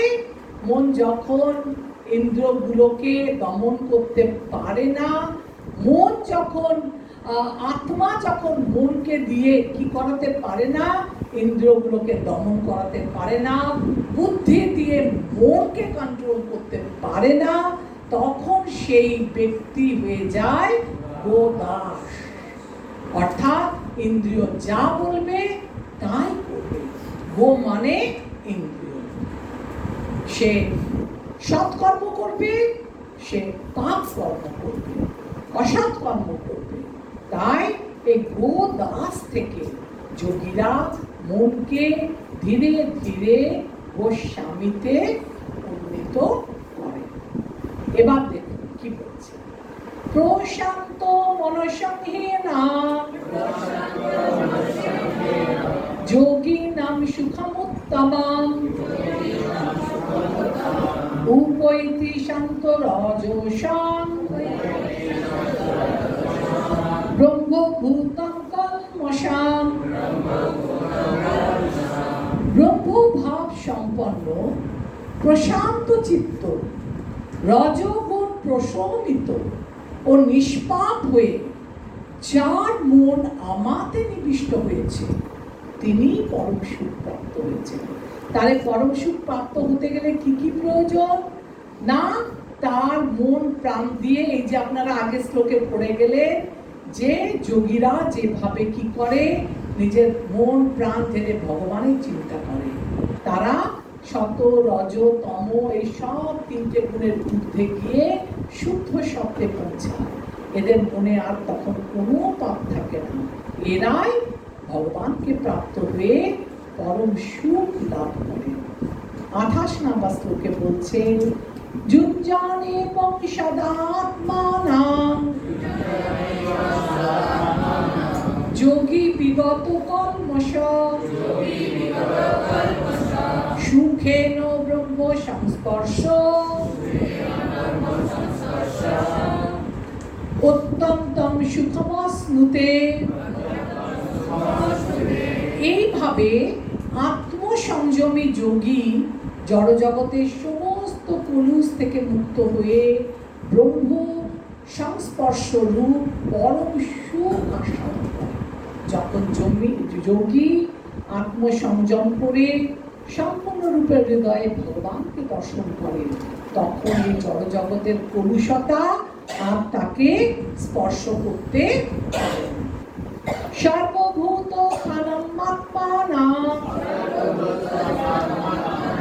সর্বভূতানি চাত্মনি ইক্ষতে যোগযুক্তাত্মা সর্বত্র সমদর্শন। প্রকৃত যোগী সর্বভূতে আমাকে দর্শন করেন এবং আমাতে সব কিছু দর্শন করেন। যোগযুক্ত আত্মা সর্বত্রই আমাকে দর্শন করে। এরপরে কি ওই শ্লোকটা আছে? এরপরে আপনারা পড়বেন, একটা শ্লোক আছে না, আপনারা পড়ে এসছেন, ব্রাহ্মণ এটা পড়িয়ে এসছে আপনাদের না? আগের চ্যাপ্টারে আমরা পড়েছিলাম যে একটা গাভী, একটা হস্তি, একটা কুকুর আর একটা ব্রাহ্মণ, সবার হৃদয়ে ও কি দেখছে? ভগবান দেখছে। তো বলছে যারা এরকম প্রকৃত যোগী তারা সর্বভূতে সব জায়গায় আমাকে দর্শন করছে। ওটা কিরকম না, ওটা হচ্ছে দর্শন ভেদে। ওরা সবার মধ্যে গুণগত আছে। আমি আগের দিন বললাম না যে ওরা একটা চণ্ডাল, একটা গরু, একটা হাতি আর একটা কুকুর, এরা সবার মধ্যে কি করছে? ভগবানকে দর্শন করছে। তার মানে এই নয় যে আপনি ভগবান মনে করে একটা বাঘকে আলিঙ্গন করবেন, বলবেন আরে এর ভেতরেও তো আমি আত্মা দেখছি, তাহলে বাঘ কিন্তু আপনাকে ছেড়ে কথা বলবে না। কারণ এটা হচ্ছে দর্শনের দিক থেকে। এবার একটা কুকুরকে আপনি মন্দিরে নিয়ে আসবেন না, কারণ আপনি বলবেন কেন, আমি তো কুকুরের ভেতর ভগবান দেখছি, এই তো যোগীরাও দেখেছে, তাহলে এরা সবাই সমান, সমদর্শী আমি না। এটা হচ্ছে যে দর্শন ভেদে এরা সবাই কি, এরা সবাই সকলের হৃদয়ে পরমাত্মা আছে, কিন্তু এরা এ ভেদে যে যা দেহ ভেদে এক একজন এক এক রকমের দেহে তারা আছে। সেই দেহগুলোকে আমরা এক বলে ভাববো না। কারণ আপনারা দেখবেন যে একটা ভরা সভায় যদি একটা শূকর চলে আসে, তখন সবাই কি করে? ছেড়ে দে বাবা, শূকর এসে গেছে, তাতে খালি করে ওরে বাবা, একটা সবাই শূকর ঢুকছে। শূকর কি ভাবছে? আমায় কি সম্মান দিচ্ছে, সবাই আমাকে এত ভিড়ে যাওয়ার রাস্তা করে দিচ্ছে। লোকে কি ভাবছে? এর অপবিত্র শরীরটা যেন আমাদের পবিত্র শরীরকে শূকরটা টাচ না করে দেয়, স্পর্শ না করে দেয়, সেই চিন্তা করে ওরা দূরে সরে যাচ্ছে।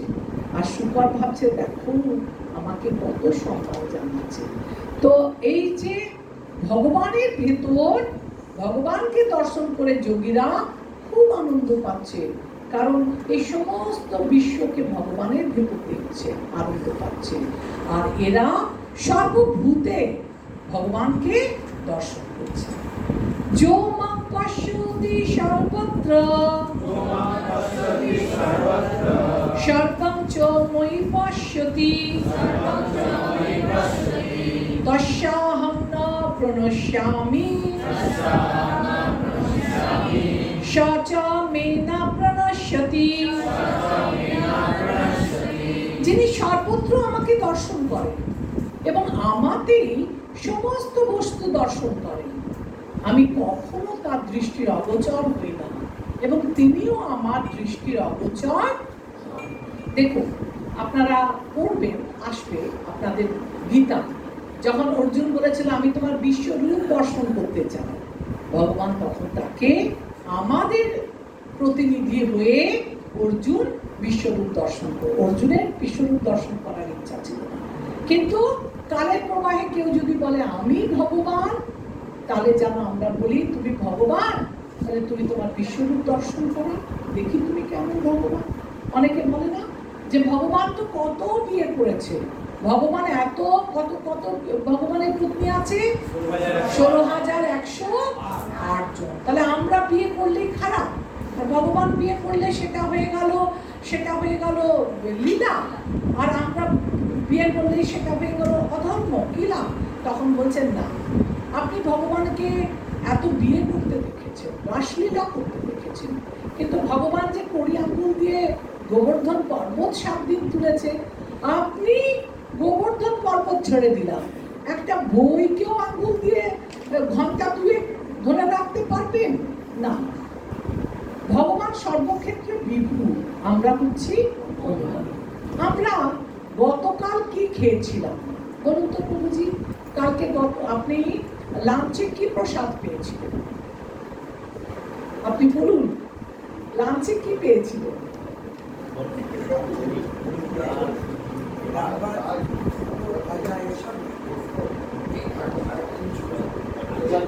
বলো আমাদের শুভঙ্কর প্রভু, কালকে লাঞ্চে ভ্রমণে ছিলে, ভ্রমণে কি প্রসাদ পেয়েছিল? লাঞ্চ প্রসাদ হবে কি কি আইটেম ছিল তোমার?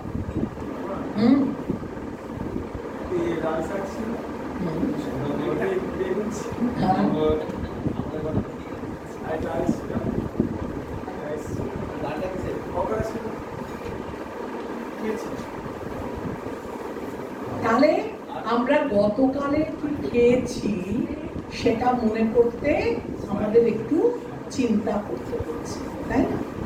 আর ভগবান বিভীষণ বলল, হ্যাঁ বলুন, 5,000 বছর আগে কি কি ঘটনা ঘটেছে সেইটা আমি বলছি। তুমি বিভীষণকে এই কথা, এই জ্ঞান শুনিয়েছো, তোমার আর আমার তো একসাথে জন্ম হয়েছে, তো তুমি 5,000 বছর আগে কি করে শোনালে? ভগবান বলছে সেসব কথা আমার মনে আছে, তুমি আমি রাজন্যবর্গ সবাই ছিলাম, কিন্তু তোমরা সেসব কথা ভুলে গেছো, আমি ভুলিনি। কারণ ভগবান সর্বক্ষেত্রে বিভু। আর মানুষের যেহেতু জন্ম থেকে দেহান্তর হয়েছে, তার আত্মা এক দেহ থেকে অন্য দেহে গেছে, তাই পূর্বজন্মের কথা সে ভুলে গেছে।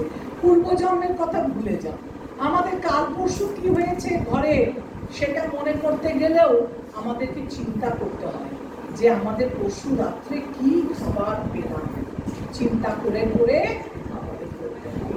তাই ভগবান কি বলছে, কি জন্য এত কথা বললেন? যিনি সর্বত্র আমাকে দর্শন করেন এবং আমাতেই সমস্ত বস্তু দর্শন করেন, আমি কখনো তার দৃষ্টির অগোচর হই না। ভগবানকে বিশ্বরূপ দেখিয়েছিল, কাকে? অর্জুনকে। আর অর্জুন তখন ভগবানের ভেতর সমস্ত বিশ্বকে দেখতে পেয়েছিলেন। একবার ছোট নন্দ বাবা মাটিতে কি খেয়েছিল, বলরাম এসে যশোদাকে নালিশ করলো, যাও তোমার নন্দ বাবা মাটি খাচ্ছে, বললো মুখ খোলো, বলছে না খুলবো, খোলো না। মায়েরা কি করে, যখন খোলে না, জোর করে একটু মুখে চাপ দিলে মুখটা খুলে যায় না, তখন মুখের মধ্যে কি দেখছে, সমস্ত বিশ্ব ব্রহ্মাণ্ড দেখছে।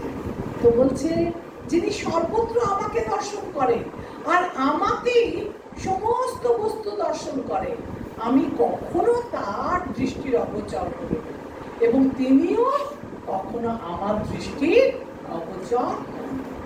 প্রেমাঞ্জন ছুরিত ভক্তি বিলোচনেন শান্ত সদৈব হৃদয়েষু বিলকন্তি। যং শ্যাম সুন্দর শ্যাম সুন্দর অচিন্ত গুণ স্বরূপম গোবিন্দম আদি পুরুষম তমহং ভজামি। এটা খুব সুন্দর গান করে করে আছে, গোবিন্দম আদি পুরুষম তমহং ভজামি।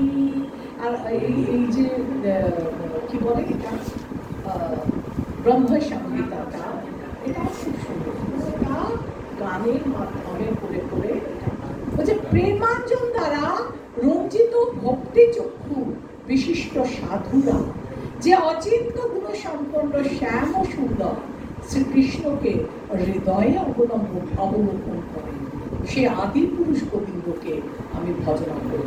আমরা আমাদের জড় চক্ষু দিয়ে ভগবানকে দেখতে পাই না, কিন্তু আমরা যদি প্রেম রূপ অঞ্জন দ্বারা ভগবানকে দেখতে চাই, তাহলে আমরা ভগবানকে সদা সর্বদা আমাদের হৃদয়ের ভেতর অবলোকন করতে পারি। 31 নম্বর শ্লোক, আমাদের কটা শ্লোক আছে? 33, 32। সর্বভূত স্থিতং যো মাং ভজতে কর্তম আস্থিত সর্বথা বর্তমানোপি সযোগী মই বর্ততে সর্বভূত স্থিতং যো মাং ভজতি একত্তমাস্থিতা সর্বথা বর্তমানোপি সযোগী মই বর্ততে। যে যোগী সর্বভূতে স্থিত পরমাত্মা রূপে আমাকে জেনে আমার ভজনা করেন, তিনি সর্ব অবস্থাতেই আমাতে অবস্থান করেন। তার মানে যেসব যোগীরা কি করে? সর্বভূতে স্থিত। ওই যে বললাম, ওই শ্লোকটা কি বললাম এক্ষুনি, যে সর্বভূতে আমাকে দস্তর করে, ব্রাহ্মণ গভীর হস্তিনী বিদ্যা বিনয় সম্পন্নে ব্রাহ্মণে গভীর হস্তিনা শুনি চৈব শশাকে যা বন্দিতা সমদর্শিনা। এই যে শ্লোকটা, এটা আপনারা একদম মুখস্থ করে নেবেন। পদে পদে আপনাকে এই শ্লোকটা উপমা দিয়ে আপনি প্রচার ক্ষেত্রে যখন যাবেন বোঝাবেন। যে যোগীরা সর্বভূতে স্থিত পরমাত্মা রূপে ভগবানকে দর্শন করছে, আর তিনি এটা আপনাদের শ্লোক মুখস্থতে দিয়েছে, তা মুখস্থ করবেন আপনাদের প্রচারের সাথে। তিনি সর্ব অবস্থাতেই আমাতে অবস্থান করেন, তাকে ভগবান সবসময় নিজের কাছে রেখে দিয়েছেন।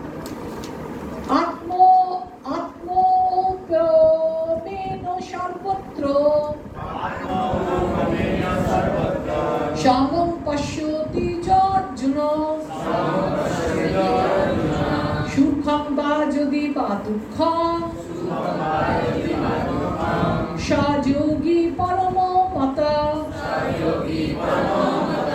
হে অর্জুন, যিনি সমস্ত জীবের সুখ ও দুঃখকে নিজের সুখ ও দুঃখের অনুরূপ সমানভাবে দর্শন করেন, আমার মতে তিনি সর্বশ্রেষ্ঠ যোগী। এখানে কি বলেছে?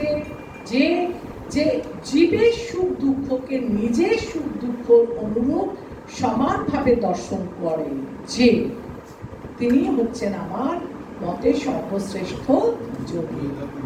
কিন্তু এখানেও একটা কিন্তু আছে, যে জড় ভরত ভগবানের ভক্তি করতে কি হয়েছিল? জঙ্গলে হয়েছিল।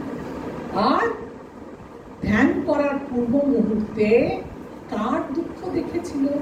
এক অসহায় হরিণ, সে গর্ভবতী ছিল, আর একটা সিংহের গর্জনে সে কি হয়েছিল?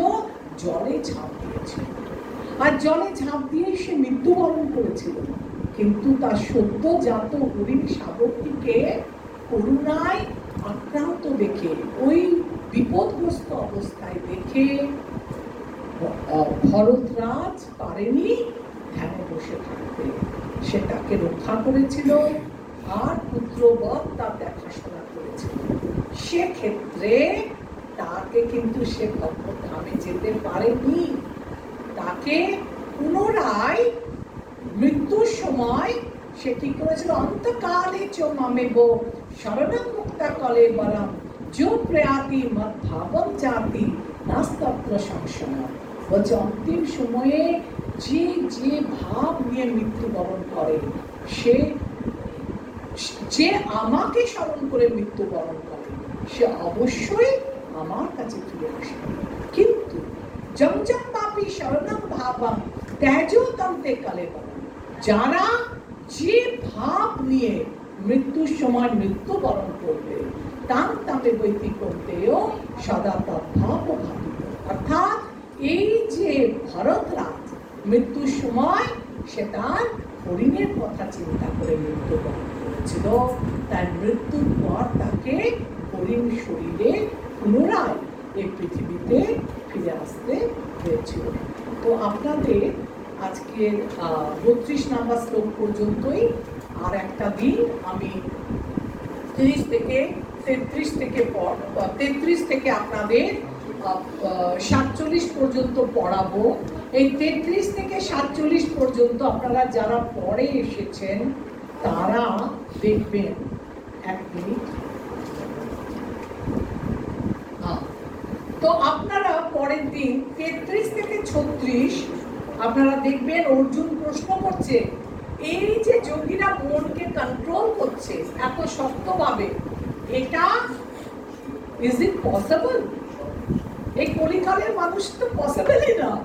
এ তো সত্য ত্রেতা দাপরে বলেছে পসিবল না, কিন্তু এটা সম্ভব না। এটা কি করে? অর্জুন বলছে আমি এই এত নিষ্ঠা সহকারে যোগীদের মতো মনকে কন্ট্রোল করতে পারবো না। কারণ কি, আমি দেখলাম এটা খুব টাফ।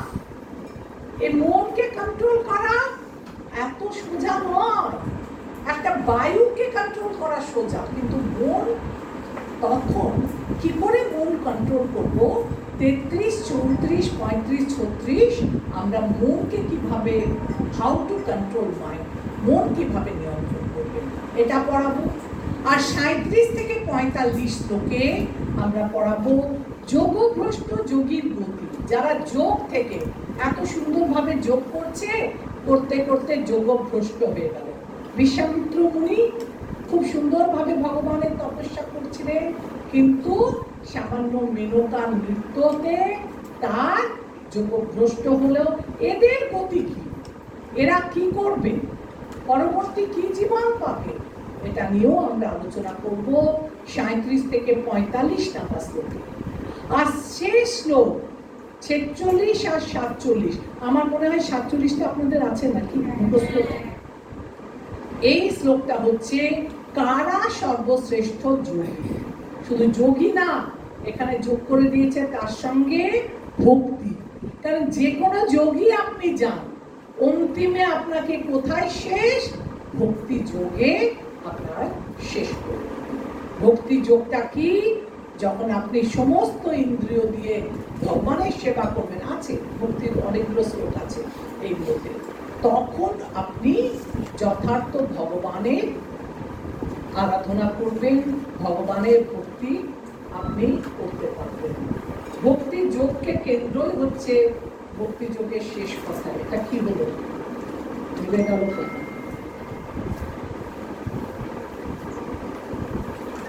তাহলে আমরা চলুন একটু দেখে নিই যে আমাদের ক্লোজ বইয়ের কি প্রশ্ন আছে এবং কিছু ইম্পর্টেন্ট প্রশ্ন আছে কিনা মুখস্থ করার মতো। আপনারা ওপেন বুকটা খুলে ফেলুন, যদিও আমাদের এখনো শেষ হয়নি, যতটুকু হয়েছে অতটুকুই বলে দিন। আপনারা সবাই বাড়িতে পড়াশোনা করছেন তো? শ্লোক মুখস্থ তো করতেই হবে, শ্লোক তো আছে। বন্ধ বই, উপমা,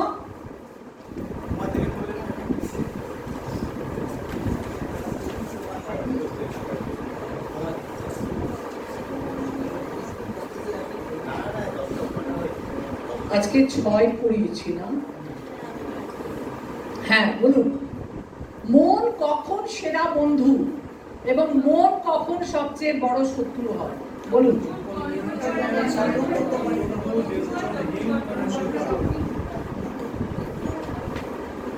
একদম সবাই মুখস্থ বলতে পারছেন তো ঠিকঠাক? মন কখন বন্ধু হয় আর মন কখন শত্রু হয়? আরেকবার বলুন। বলুন।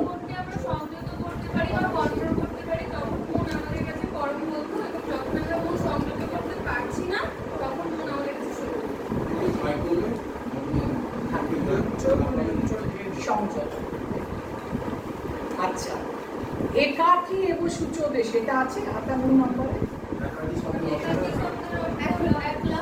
একাকী মানে একলা, আর সূচদেশে শব্দটা মানে স্থান।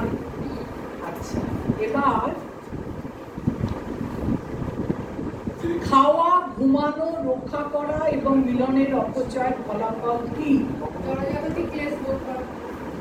জড়জাগতিক ক্লেশ ভোগ করা। আর যোগের মধ্যে প্রতিমত হয়ে গেল।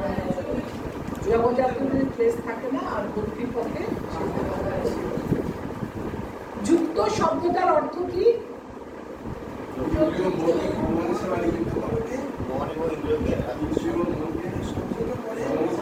সবাই 3 বার বলুন। যুক্ত শব্দটার অর্থ কি? ভগবানের সাথে নিজেকে যোগে সুপ্রতিষ্ঠিত করা। মনে থাকবেন, আবার ভুলে যাবেন।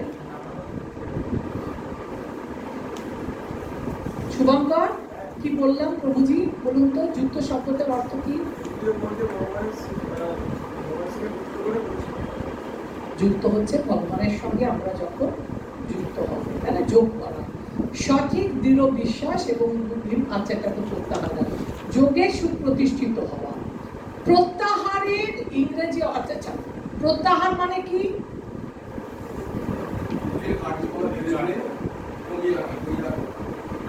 বুদ্ধি দিয়ে একদম ইন্দ্রিয়ের কার্যকলাপগুলোকে আমরা হ্রাস করব। আচ্ছা, 6 অধ্যায় না? তাহলে মন কখন শ্রেষ্ঠ বন্ধু আর মন কখন শত্রু সবার মুখস্থ হলো? কার হয়নি? এই মাতাজি বলবেন। মাতাজি নাম ভৌমিক মাতাজি, কি নাম দেন?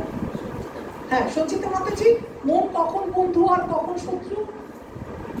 খুব পারবেন, বলুন তো। খুব পারবেন।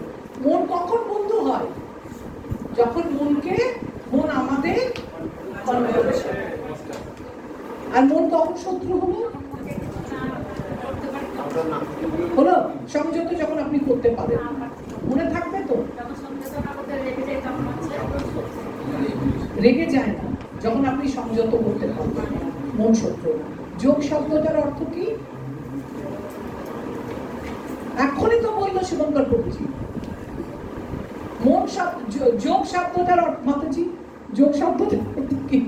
যোग मतलब एडिशन। एडिशन याद रहेगा ना? जोग वियोग आता है ना, हिंदी में क्या कहते हैं?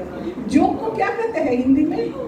एडिशन को हाँ योग। हाँ, वो योगी बेंगली में जोग बोला। एडिशन, যুক্ত করা। এটা মনে থাকবে তো? যোগ মানে যুক্ত করা। মাতাজি ঠিক है ना? हाँ, भगवान के साथ जब हम युक्त, आपको हिंदी में बोला whenever, हाँ याद रहेगा।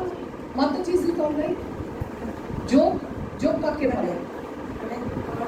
Yes, and this question, this মন কখন আমাদের শত্রু হয়, কখন আমাদের মিত্র হয়? Yes, it's our friend. Control is আর এই যে মাতাজি খুব সুন্দর বললো, খাওয়া দাওয়া বেশি করলে কত নাম্বার ওটা আছে? 66। 66টা বলুন একটু ভালো করে বলুন। মুক্তি কথাটা ঠিক আছে বলুন। হ্যাঁ, একটু বড় করে বলুন, একটু বড় করে বলবেন। এটা আমি 1 নম্বরে উত্তরটা চাইছি না, একটু বেশি করে বলুন। অতিরিক্ত খাওয়া, ঘুমানো, প্রতিরোধ এবং প্রজননের ফল কি? देखे देखे ही बोलूं, किंतु बोलूं। शुभंकर प्रभु जी, अभी बात करने से क्या होगा? इम्पोर्टेंट चीज दिमाग का ऊपर से चला जाएगा और एग्जाम का टाइम पे आपको कुछ याद नहीं रहेगा। ये जो आपने अभी मैंने सवाल पूछा, अतिरिक्त खावा, घुमानो, प्रतिरोध, प्रजननेर फल की, किताब देख के मुझे आंसर बताइए। वो भी एक शब्द में नहीं, 2 शब्द, 2 सेंटेंस। কে বলতে পারবে বলুন তো? হ্যাঁ বলুন, এই মাইকটা নিয়ে বলুন তো, সবাই শুনবে। আপনারা শুনে শুনে সবাই বলবে। এই सुन लीजिए और किताब में मार्क कर लीजिए। हरे कृष्ण। পরিমিত যারা আহার করেন না বা পরিমিত প্রয়াস করেন না, অতিরিক্ত যারা পরিমিত নিদ্রা বা জাগরণ করেন না, এক্ষেত্রে কি হয় না, যোগ অনুশীলনে উন্নতির পথে বাধার সৃষ্টি হয়। জনজাগতিক ভোগ যতটা বাড়বে ঠিক ততটাই যোগের ক্ষেত্রে, যোগের অনুশীলনের ক্ষেত্রে উন্নতির পথে বাধার সৃষ্টি হবে। তো প্রভুজি একদম ঠিক আছে, আপনি বলুন। এর ফলে যুগের পথে প্রতিবন্ধক হয়ে দাঁড়ায় এবং জড়জাগতিক দুঃখ ক্লেশ ভোগ করতে হয়। হ্যাঁ, একদম ঠিক, এটাও ঠিক, ঠিক আছে। আর আপনি একটু অ্যাডিশনাল দেবেন, আপনি দেখে নেবেন কোন নম্বরের কত নম্বর। যদি দেখেন 2 নাম্বার আছে আর একটু লিখবেন, যদি 1 নাম্বার থাকে দৈহিক ক্লেশে ছেড়ে দেবেন, ঠিক আছে। দেখে নম্বর দেখে উত্তর। আজকে আমি 3টে ইম্পর্টেন্ট প্রশ্ন আলোচনা করেছি, কি কি বলুন তো? বইয়ে দাগ দিচ্ছেন নাকি দিচ্ছেন না? বলুন কি কি বললাম, কি কি ইম্পর্টেন্ট। 1 নাম্বার কি বলেছিলাম, কোনটা ইম্পর্টেন্ট? মন কখন, বন্ধু কখন। খুব ভালো কথা, সবাই একদম ফুল মার্কস পেয়ে গেলেন। 2 নাম্বার কি বলেছিলাম? ঠিক আছে। আর কি বললাম? খালি এই 3টে পড়লে হবে? এবার বলুন প্রত্যাহার কাকে বলে? প্রত্যাহার কাকে বলে?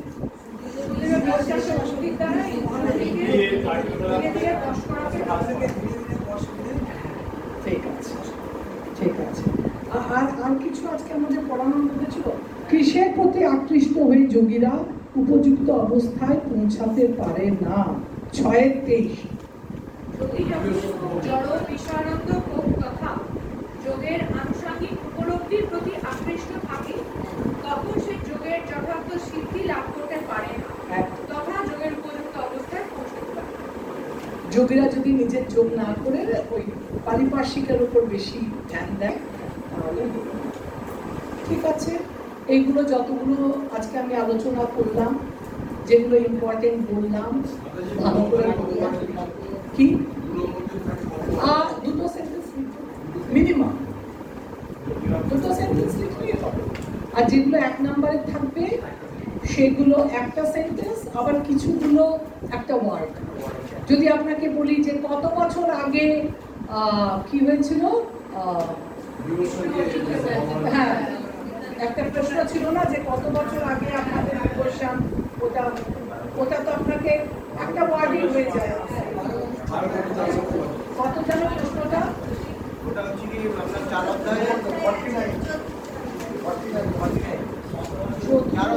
হ্যাঁ, কমপক্ষে কত বছর আগে স্বয়ং শ্রীকৃষ্ণ বিভীষণকে গীতা শুনিয়েছিলেন?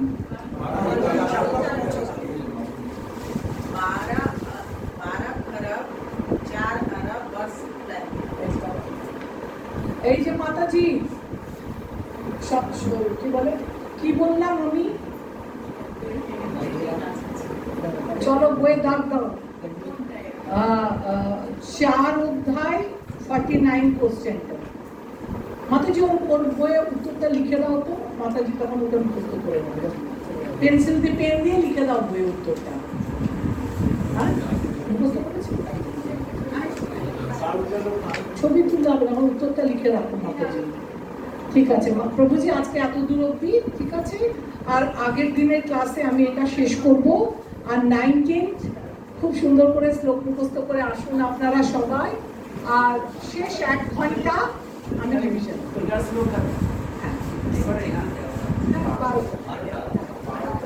চলুন, হরে কৃষ্ণা কৃষ্ণা কৃষ্ণা হরে হরে, হরে রাম রাম রাম হরে হরে। এখানেই রইল আজ। বলো হরে কৃষ্ণা।